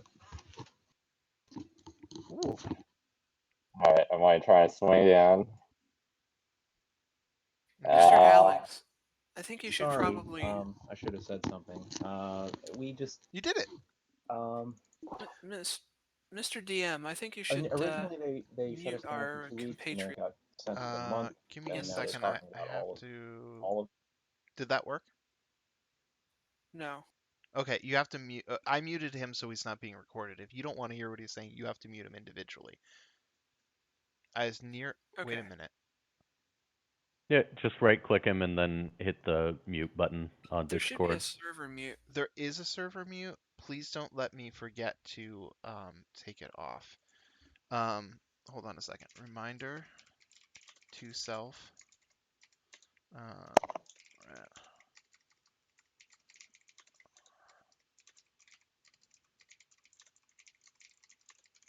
There. Okay. Somebody else that's not me needs to watch the Discord and let me know if he's. I don't know if he can even type. He may have to DM people. I'll do it. Okay. He could just type in Fantasy Crowns.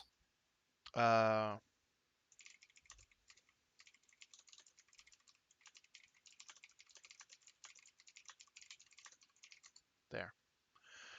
Okay, that's taken care of. Next is Sylvia. Oh wait, I'm so sorry. Combat's over. Woo. I was gonna say. Lost my. I lost my thingy here. So that's the encounter. My armor of Agathis wears off. Right. So in the end, there's a door obviously over in that direction. Brett may be done. He just typed in the Discord. What? Yep, he's done. You can unmute him. There, he's unmuted. Okay, so Azor stole your glory, Ivar. I'm sorry. I'm used to it. so at this point, there's stairs up to the north. They descend downwards to a long passageway, and they have splits off to the east and to the west, at least as far as you can see, and then it continues beyond that some distance. I say that Ivar choose where we're going. So we can go left or right. Well, Ivor will choose right. Okay. So So we're is that going north then, Okay. Let me see here. and then to the east. Okay. Okay. Give me just a second. I gotta figure out this one's. Okay. Oh, So I'll roll my new stealth while Alex is figuring stuff out. there we go. And then 10, 20, 30. I still think I'm stealthy. There we go. And then go like that. Like that. And okay. So, and actually I'm gonna go like this as well. Boop. Are you And singing that overture again? Yep. Gotta there. find another thing to rub my butt on. So, there's two doorways to the east and west here. Let's see here. I will mage hand it open.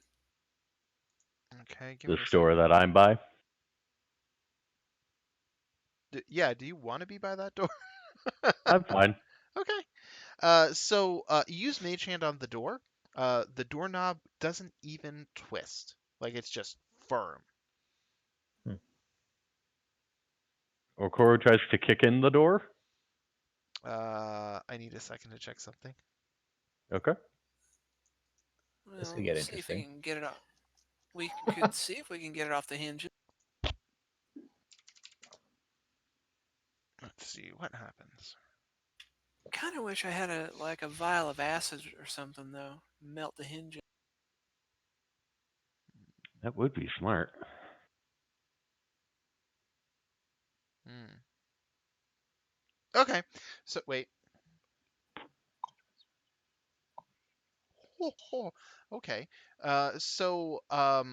Roll me a strength check. Just straight strength. Straight Uh, string. yes, yes. Okay. I am in rare form. You go to kick, and as you do so, your other foot kind of slips a little bit on some of the dust that's on the ground, and it just kind of goes wild and sort of bounces off the door. It was not a solid blow. You look ridiculous. He ends what he's decided was a flaming tornado kick. You Uh, rub your butt on it, see if that'll help. Koro, do you need help? It looked like that didn't work. yeah, that technique usually does the job. All right, I'll try to do that as well. I may need more training. Ooh. Can I roll a strength check? Absolutely. I'll give you guidance. Oh, okay, thanks. So that's what is that now? Just a D4? Yeah, Yeah, just add a d4. So roll Okay. your check first, and then roll a d4. Okay. Oh. Okay, and then so 14. That's 13 more than I got. I can just give guidance all day. Just assume that when you roll strength next, that I give you guidance, Hold on a second. or that I give one of you guidance, Yeah, and it's a I'll cantrip, alternate so each time. cast it all the time. Okay, so here's what ends up happening. So Ivar gives the door really hefty shove.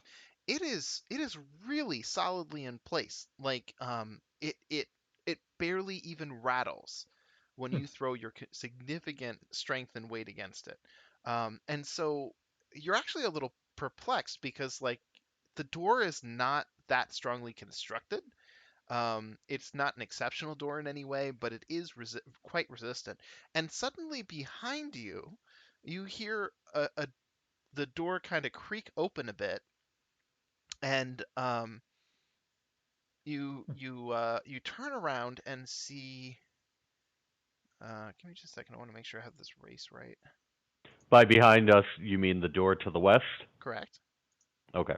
You see a drow kind of poke his head out and start to say, "What the?" And then he sees the party, and his eyes grow wide, and he suddenly slams the door. Now, here's the other thing, and I'm sorry I didn't point this out earlier. I got so fixated on the door that you were working with, I didn't check the other one. It turns out that the door that he slams uh, has a mural painted on the outside depicting a dark mantle descending on an unsuspecting dwarf who is admiring a gleaming gemstone. Hmm. Okoro shouts, "It's that dipshit with the dark spell! Come back to life! Kill it!" No, no, don't do that. No, wait. I understand you are a powerful and murderous group of adventurers. I would rather redirect your efforts to your own profit. Will you hear me out? I mean, sure. Who are you though? My name is Rizero. Somebody will need to hold Okoro back because he is now motivated by profit. I will give it to whoever like just grabs him by the wrist. All right, Ivar's grabbing him by the wrist because his name's Gold Crown. He likes profit. but murder, Ivar! Ivar, murder! Wait. If it's murder you're after, I can again redirect you towards an end that will actually benefit you. You see, give me just a second to reread this and make sure I have the details right before I go spouting anything off. Let's see here.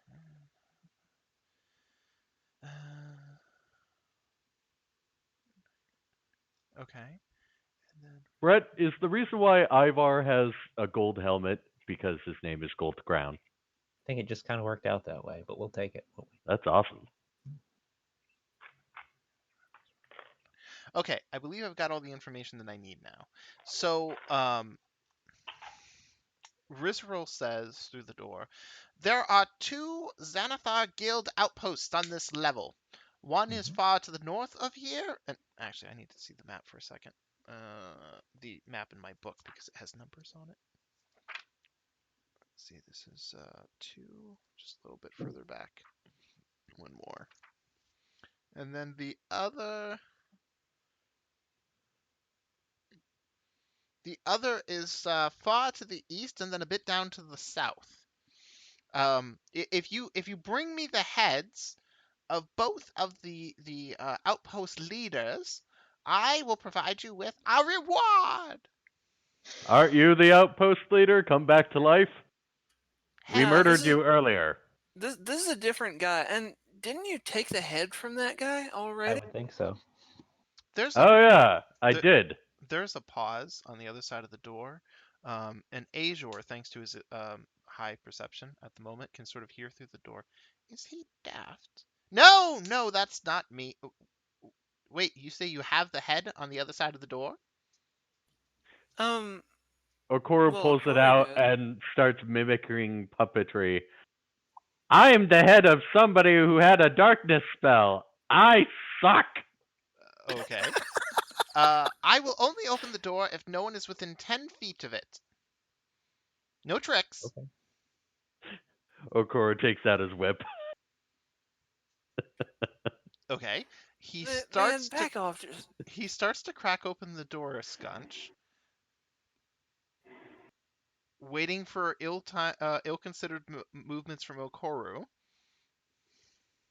No, he's got the skull. He's waiting. Okay, so the door opens up just enough for him to be able to get an angle on the skull, and he goes, I see. That is definitely the leader of that outpost, Shun, but you just naturally took his head along with you without any offer of a reward? He looks at you with we, great concern. we. Well, he's. Okoro smiles. He says, "I'm a bugbear." He closes the door. Very well. Uh, I see that I was not mistaken in sensing your murderous intent.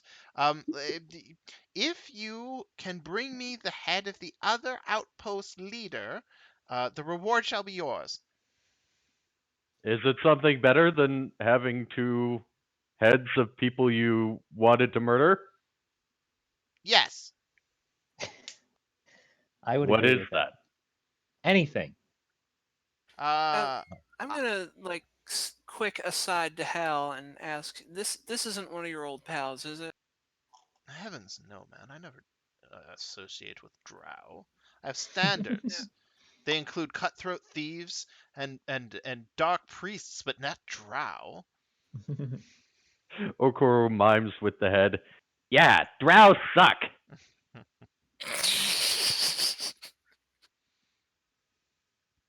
See, the other one was located in an outpost in which direction?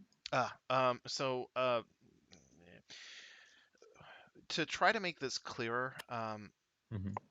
it would be the entire passageway that you came back. Then you go to that fork where you started to go south and then said, we probably are going too far south, and then continue going to the east. Oh, okay. So that's okay. Yeah. Yeah. Uh, All right. because you would be able to get directions from him, yada, yada, yada. So. Hmm. Fair enough. Hey, Anyways, hey, he says, "Well, forgive me for impugning your honor, but ultimately, if there's one thing I've learned, it's never let the adventurers know precisely what it is, lest they try to break down your door and murder you. That's how I got this position. My predecessor made that mistake." is it So weapons? I I got a question. What position is that? Give me a second. I want to make sure that I get this right again before I say anything. Actually, I Like think it's dead, at the beginning of the chapter. Hold on. like dead honest. I don't really care all that much. Just Yeah, that's what I thought. Uh, I just want to make sure there's no additional info.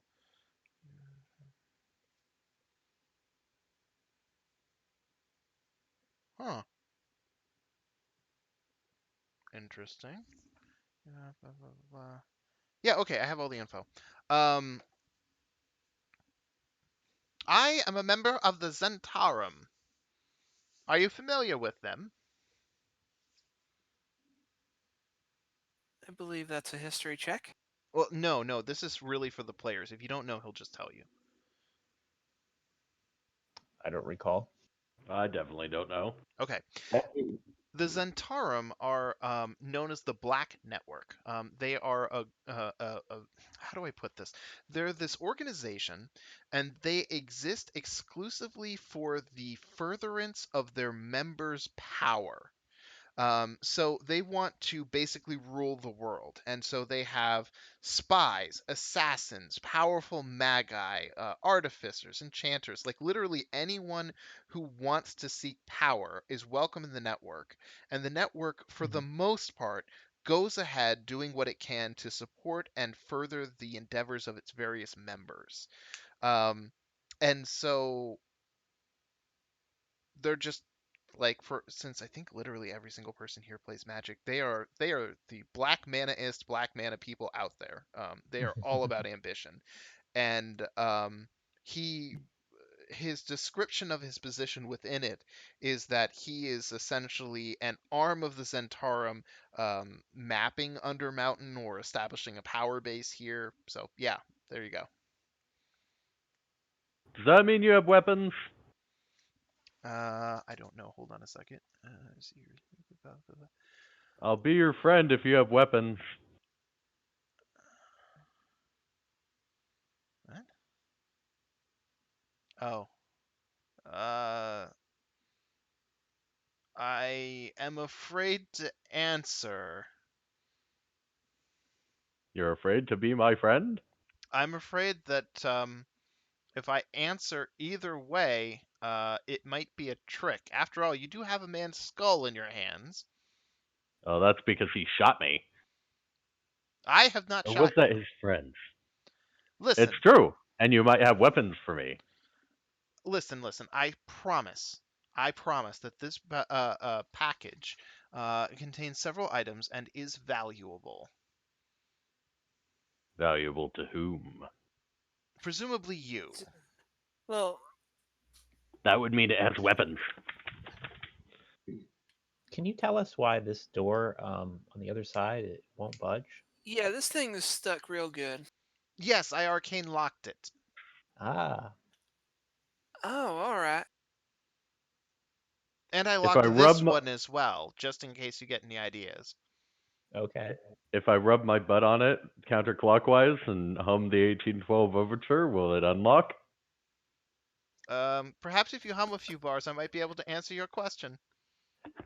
I don't know about you guys, but I'm all for killing this outpost leader to the south and then getting some treasure. Yeah, I mean, it seems like the thing to do. We already. Excellent. Give me just a second. I'm checking something. Checking here. Okay. Um, Wonderful. When you return, make that horrific thundering noise that you did against this door, Okay. and then stand back, and we will conclude our business from my safe location. All right. See you in a bit. Wunderbar. So at this point, you guys can just really quickly transition yourselves all the way down to here. I'm going to Okay. go ahead and reveal the rest of this hallway, and then to here, mostly so that you guys have a sense of like where it is you're going to be mapping yourself to. Now, I know that it can be a little bit persnickety with you guys trying to move yourselves. So go ahead and let me know when all of your positions are finalized. Okay. Oh, and Do I need to give you another stealth roll? you do, fortunately for you. Okay. Okay.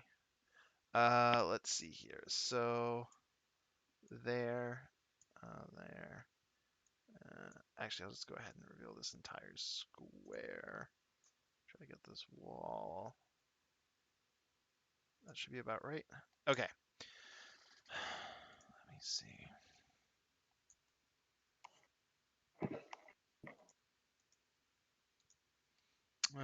Let's see. Let's see. Oh, I see.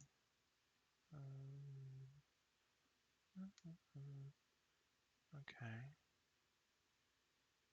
Okay. So, when you make it to this room is actually pretty empty.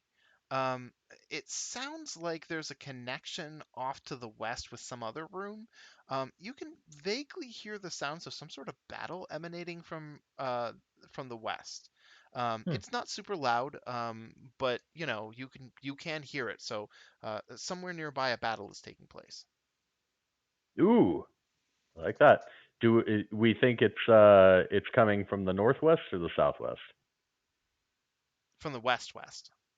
Well, actually, I guess from your perspective, slightly to the southwest. Okay. Okay. Okay, once you make it into this room, 2 arms. let's see here. So, um, Azure spots something up near the ceiling, Oh. and something is a pretty damn good descriptor. I think I can go Ooh. ahead and. This is what it looks like. Hopefully, it doesn't have a name. Nope. Does not have a name. Oh, excellent. Now I figured out how to make that work. That's what you see. It's floating near the room. It turns towards you and moans. Roll initiative.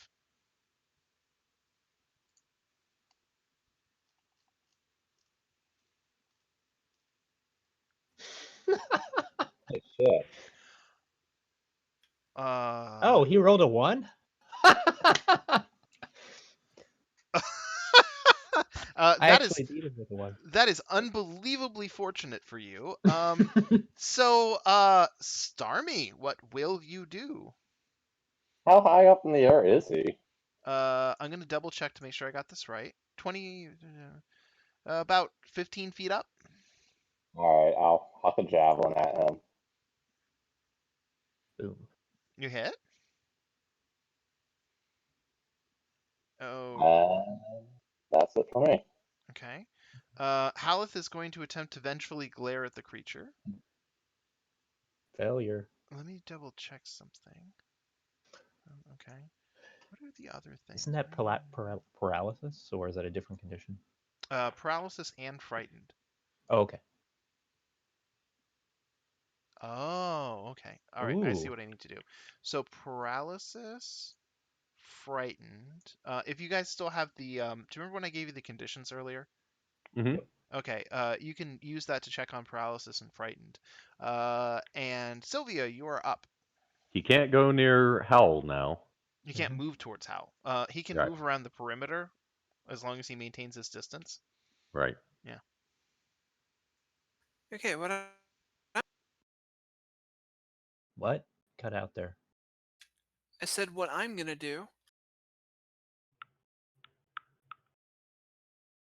Use one of my sorcerer slots on guiding bolt. Okay. Nice. The wonders of advantage. Excellent. Um, the guiding bolt hits the creature pretty much dead in the center of its squishy, rotting body, and it is surrounded in a shimmering light. The next person that tries to hit it will have advantage, although you already do. So there you go. Double advantage. Yep, moving there, casting Shillelagh for good measure, and done. I assume that was your turn? Yeah, Okay. go for it. And 15, I'm going to hit it with my whip. Okay. I assume it's floating high enough in the air that I can't just warhammer it, right? Correct. Okay. The warhammer does not increase your range, right? Right, but with the warhammer I'd have 10-foot range.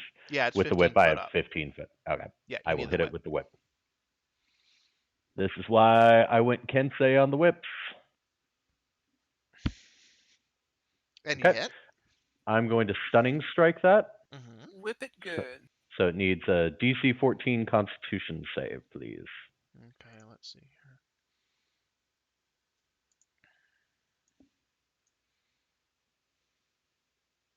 Oh, interesting note. It has disadvantage due to prior effects, so it gets an 8.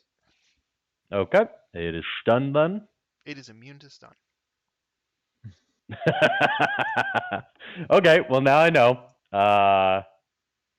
Let's see. I don't know. You could keep Uh, whipping it good.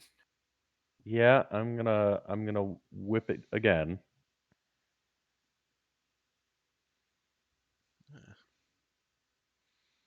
Oh, you know what? I didn't place the damage on it last time, so I'll roll damage twice. Okay. There we go. And then I'm going to, as a bonus action, spend a key point and get a bonus action disengage and dash. 10, 15, 20, 25, 30, 35, 40. And go hide behind Ivar. Okay. That that is my turn, and I will pass the turn to Ivar. All right, I'm just firebolting. You sure are. You. Nice. Let me go to these. Okay, it already That came is off. my turn. Okay. So the creature. What is it going to do? A. Okay. Well, Uh, it's paralyzed. It needs to try and shake that off. I don't think that actually really affects it, but I'm gonna double check. Let's see here. Oh. It can't take actions or reactions. Yeah. Um. How does that end? I think it only ends on the end of Haleth's turn. Uh. Ventral glare. It's a really powerful ability against one opponent. Oh, it's super power on the target is paralyzed until Haleth deals damage to it, or until the end of Haleth's next turn. Jeez. Uh, when the paralysis ends, the target is frightened for 1 minute. So it isn't technically frightened yet. I applied that a bit early, but I don't think it really matters too much in terms of like things rolled against it. Right. Okay, so that's just the end of this creature's turn. It can't move, can't do anything. So it ends, and we go to Azure. Wish we could keep Haleth the whole game. I know, right? I'll just throw another javelin. Oop. And that's my turn. Okay. Oh, it's Haleth's turn again. So technically, this thing already has the effect of Vengeful Glare, and it has it until the end of the turn. So I can't apply it again. Right. So I think it would renew the duration if it works. Mm. I do not. So Haleth rushes into the room to try to get a sense of what's in the next space, at least, because of the sounds of battle that were indicated before. Whoa, sorry, I zoomed out. Indicated before, so I'm gonna go like, say this. That should be about right. Can we see the southern part of the room we're in also? Oh yeah, sorry about that. Let's see here. This goes like It's so, cool. and then this goes like so, and I want to get the rest of what should be revealed here, and then let me go like, oh, sorry. There we go. Um, so when Haleth looks into the room, I just want to read this real Good quick. job, Haleth. Oh, and actually, we're gonna end the shit. Uh, is it okay if we finish out just this round of combat, or do you want to skip it because there's so many people? Because it's I'm cool already with finishing. 9:34, and I don't want to. I really want to respect that time that needs to end. But I hadn't actually anticipated on all of these people. I'm cool with it. It's fine by me. Okay. Just to the Then other room, right? I'll be as quick as I can. Okay. It looks like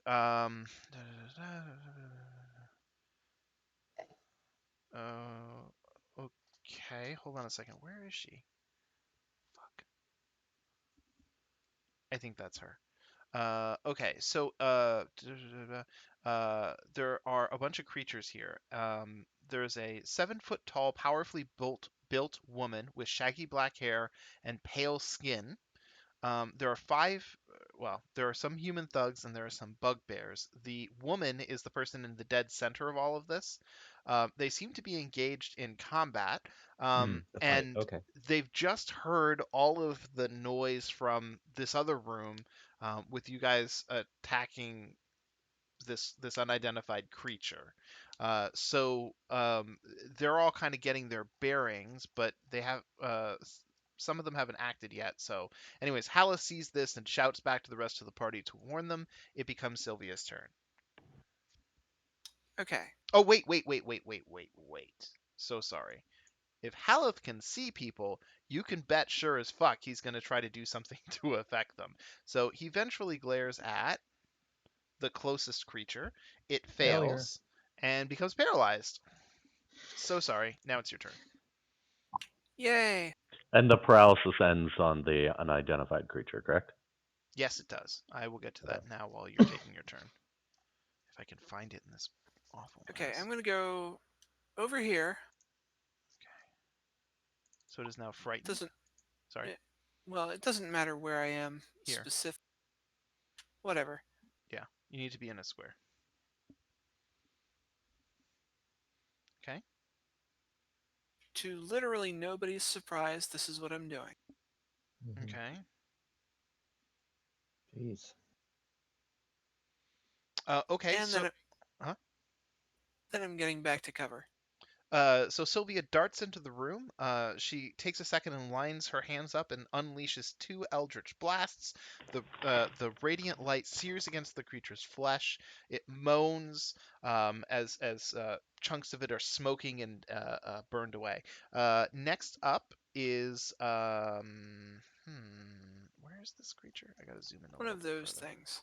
Yeah, but I can't tell which one it is. Fuck. Because I don't want to move the guy that's like Northwest found it. thug. Okay, 5, 10, 15, 20, 25, So they just 30. stopped fighting, essentially? He seems to have. He's darting Hmm. into the room. He's got his hand crossbow equipped as part of that run. Fires off at Azure and unsurprisingly misses. It bounces off of Azure's armor. Um,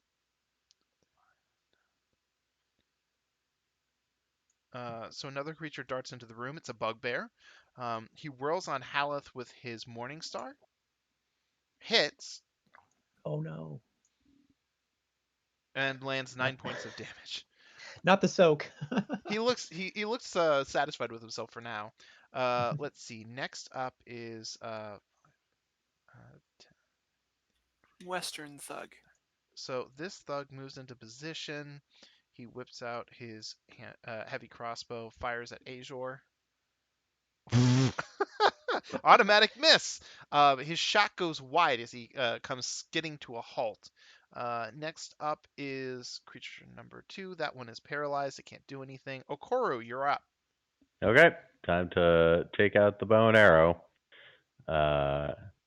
I'm going to bonus action activate Kensei Shot for a plus D4 of damage Mm-hmm. to all of my ranged attacks, Right. and continue to. Oh, I'm so sorry. I didn't mean to interrupt, but I have a thing that I learned. Okay. So you know how full your action sheet is with all the different weapons? Uh huh. Okay.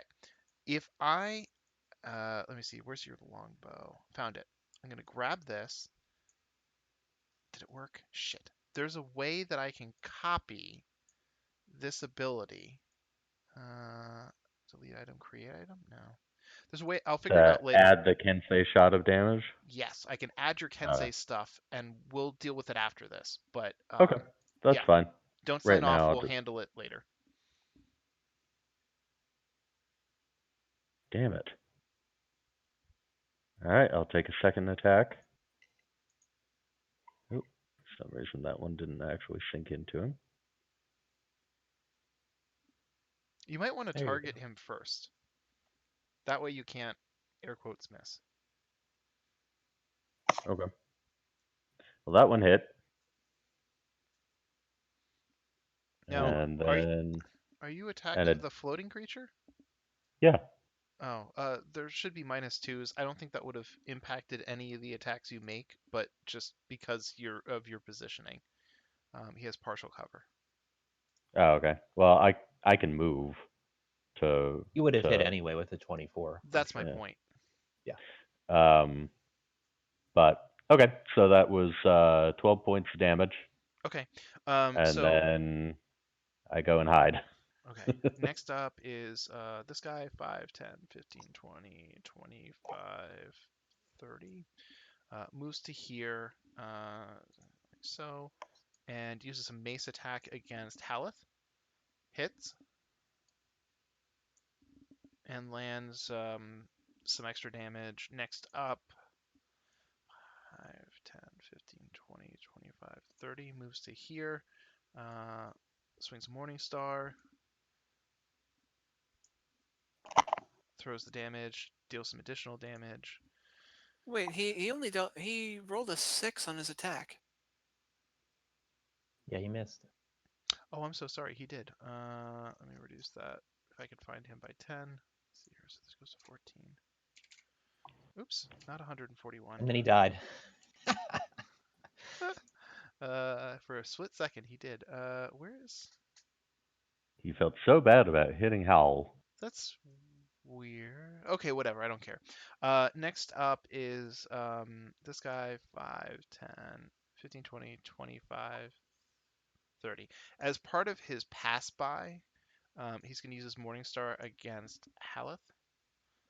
Hits. Now does the damage. Okay. Whoa. Yeah, he got a pretty good smack as he ran by. 5, 10, 15, 25, 30 can move to here. Morningstar. Uh, okay. Oh, I'm so sorry. Haleth actually gets a attack of opportunity on the guy that ran by. So I use fist here. Boop. God, I hope Raz has her fireballs active again. It'll be an appropriate time for Raz to rejoin. So that's there, and then next creature is Ivar, and then we're down to the bottom of the round after the floating unidentified creature. Keep shooting the thing. That's what I'm gonna do. Jeez. Yeah, well, okay, fine. Just let me have my backseat driver moment. Why would I do something else? Anyway, I will attack the frightened creature and hit it. Yay. Oh, I didn't kill it. So I'm gonna use my identify just for the hell of it. What should I roll against it? Religion.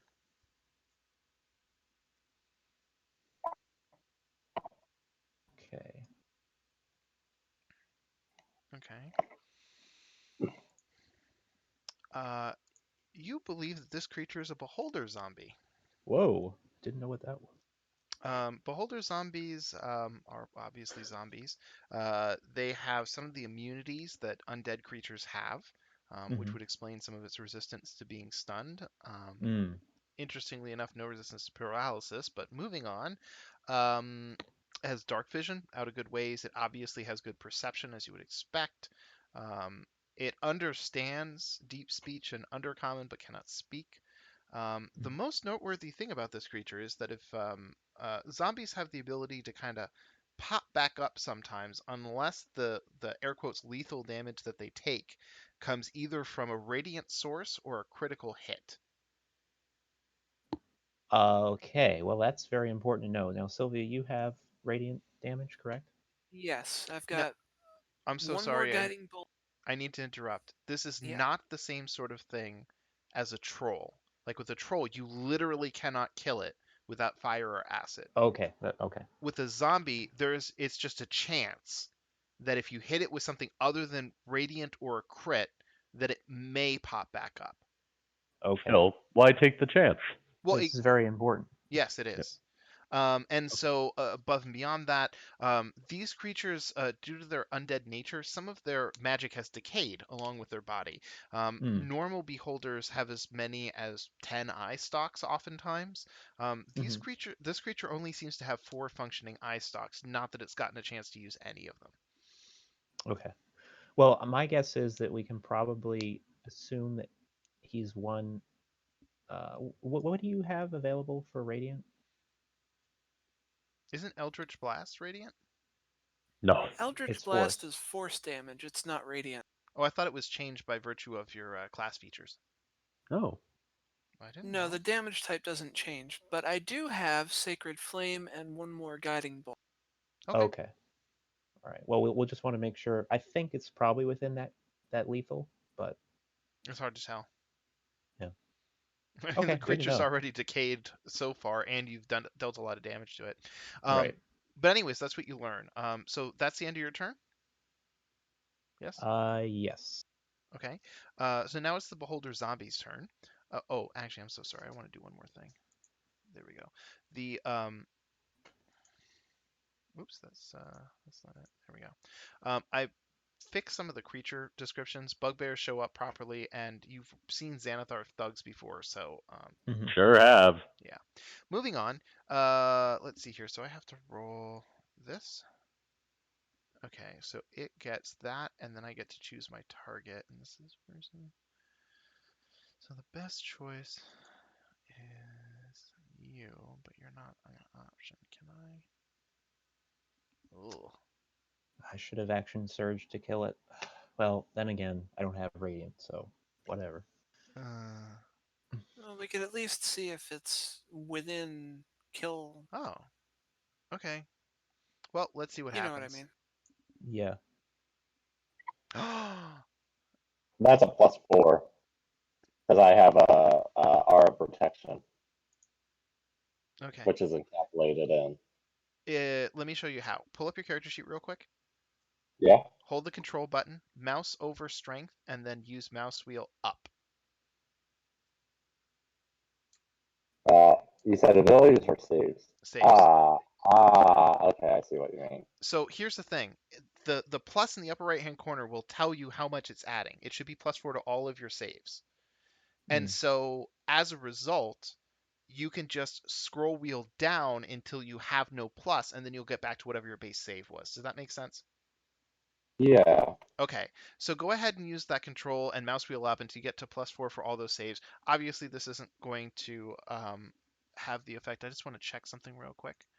This is half damage on a success, so I'm going to set this to half before I do the damage.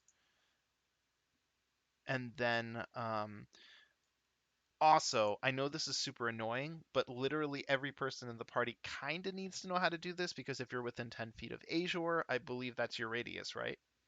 Yep. Hmm. Okay, so in the event that you're within 10 feet of him, use your mouse wheel, scroll up to the +4. I will also try to help you remember. If you move out of range, then you have to set it back to 0. So is everybody kind of clear on what we're doing and why? Oh yeah, because of his paladin radius. Okay, so anyways, a necrotic beam rips through the air and strikes Azure dead in the chest. Fortunately, his paladinly powers seem to protect him somewhat from the enervating blast. And that is the end of the round, which means that is the end of this session. So thank you guys so much for playing. Okoro, stick with me, and everybody else, I will see you guys next week. All right. Good night. Bye. Thanks for having us. Good Yeah. night.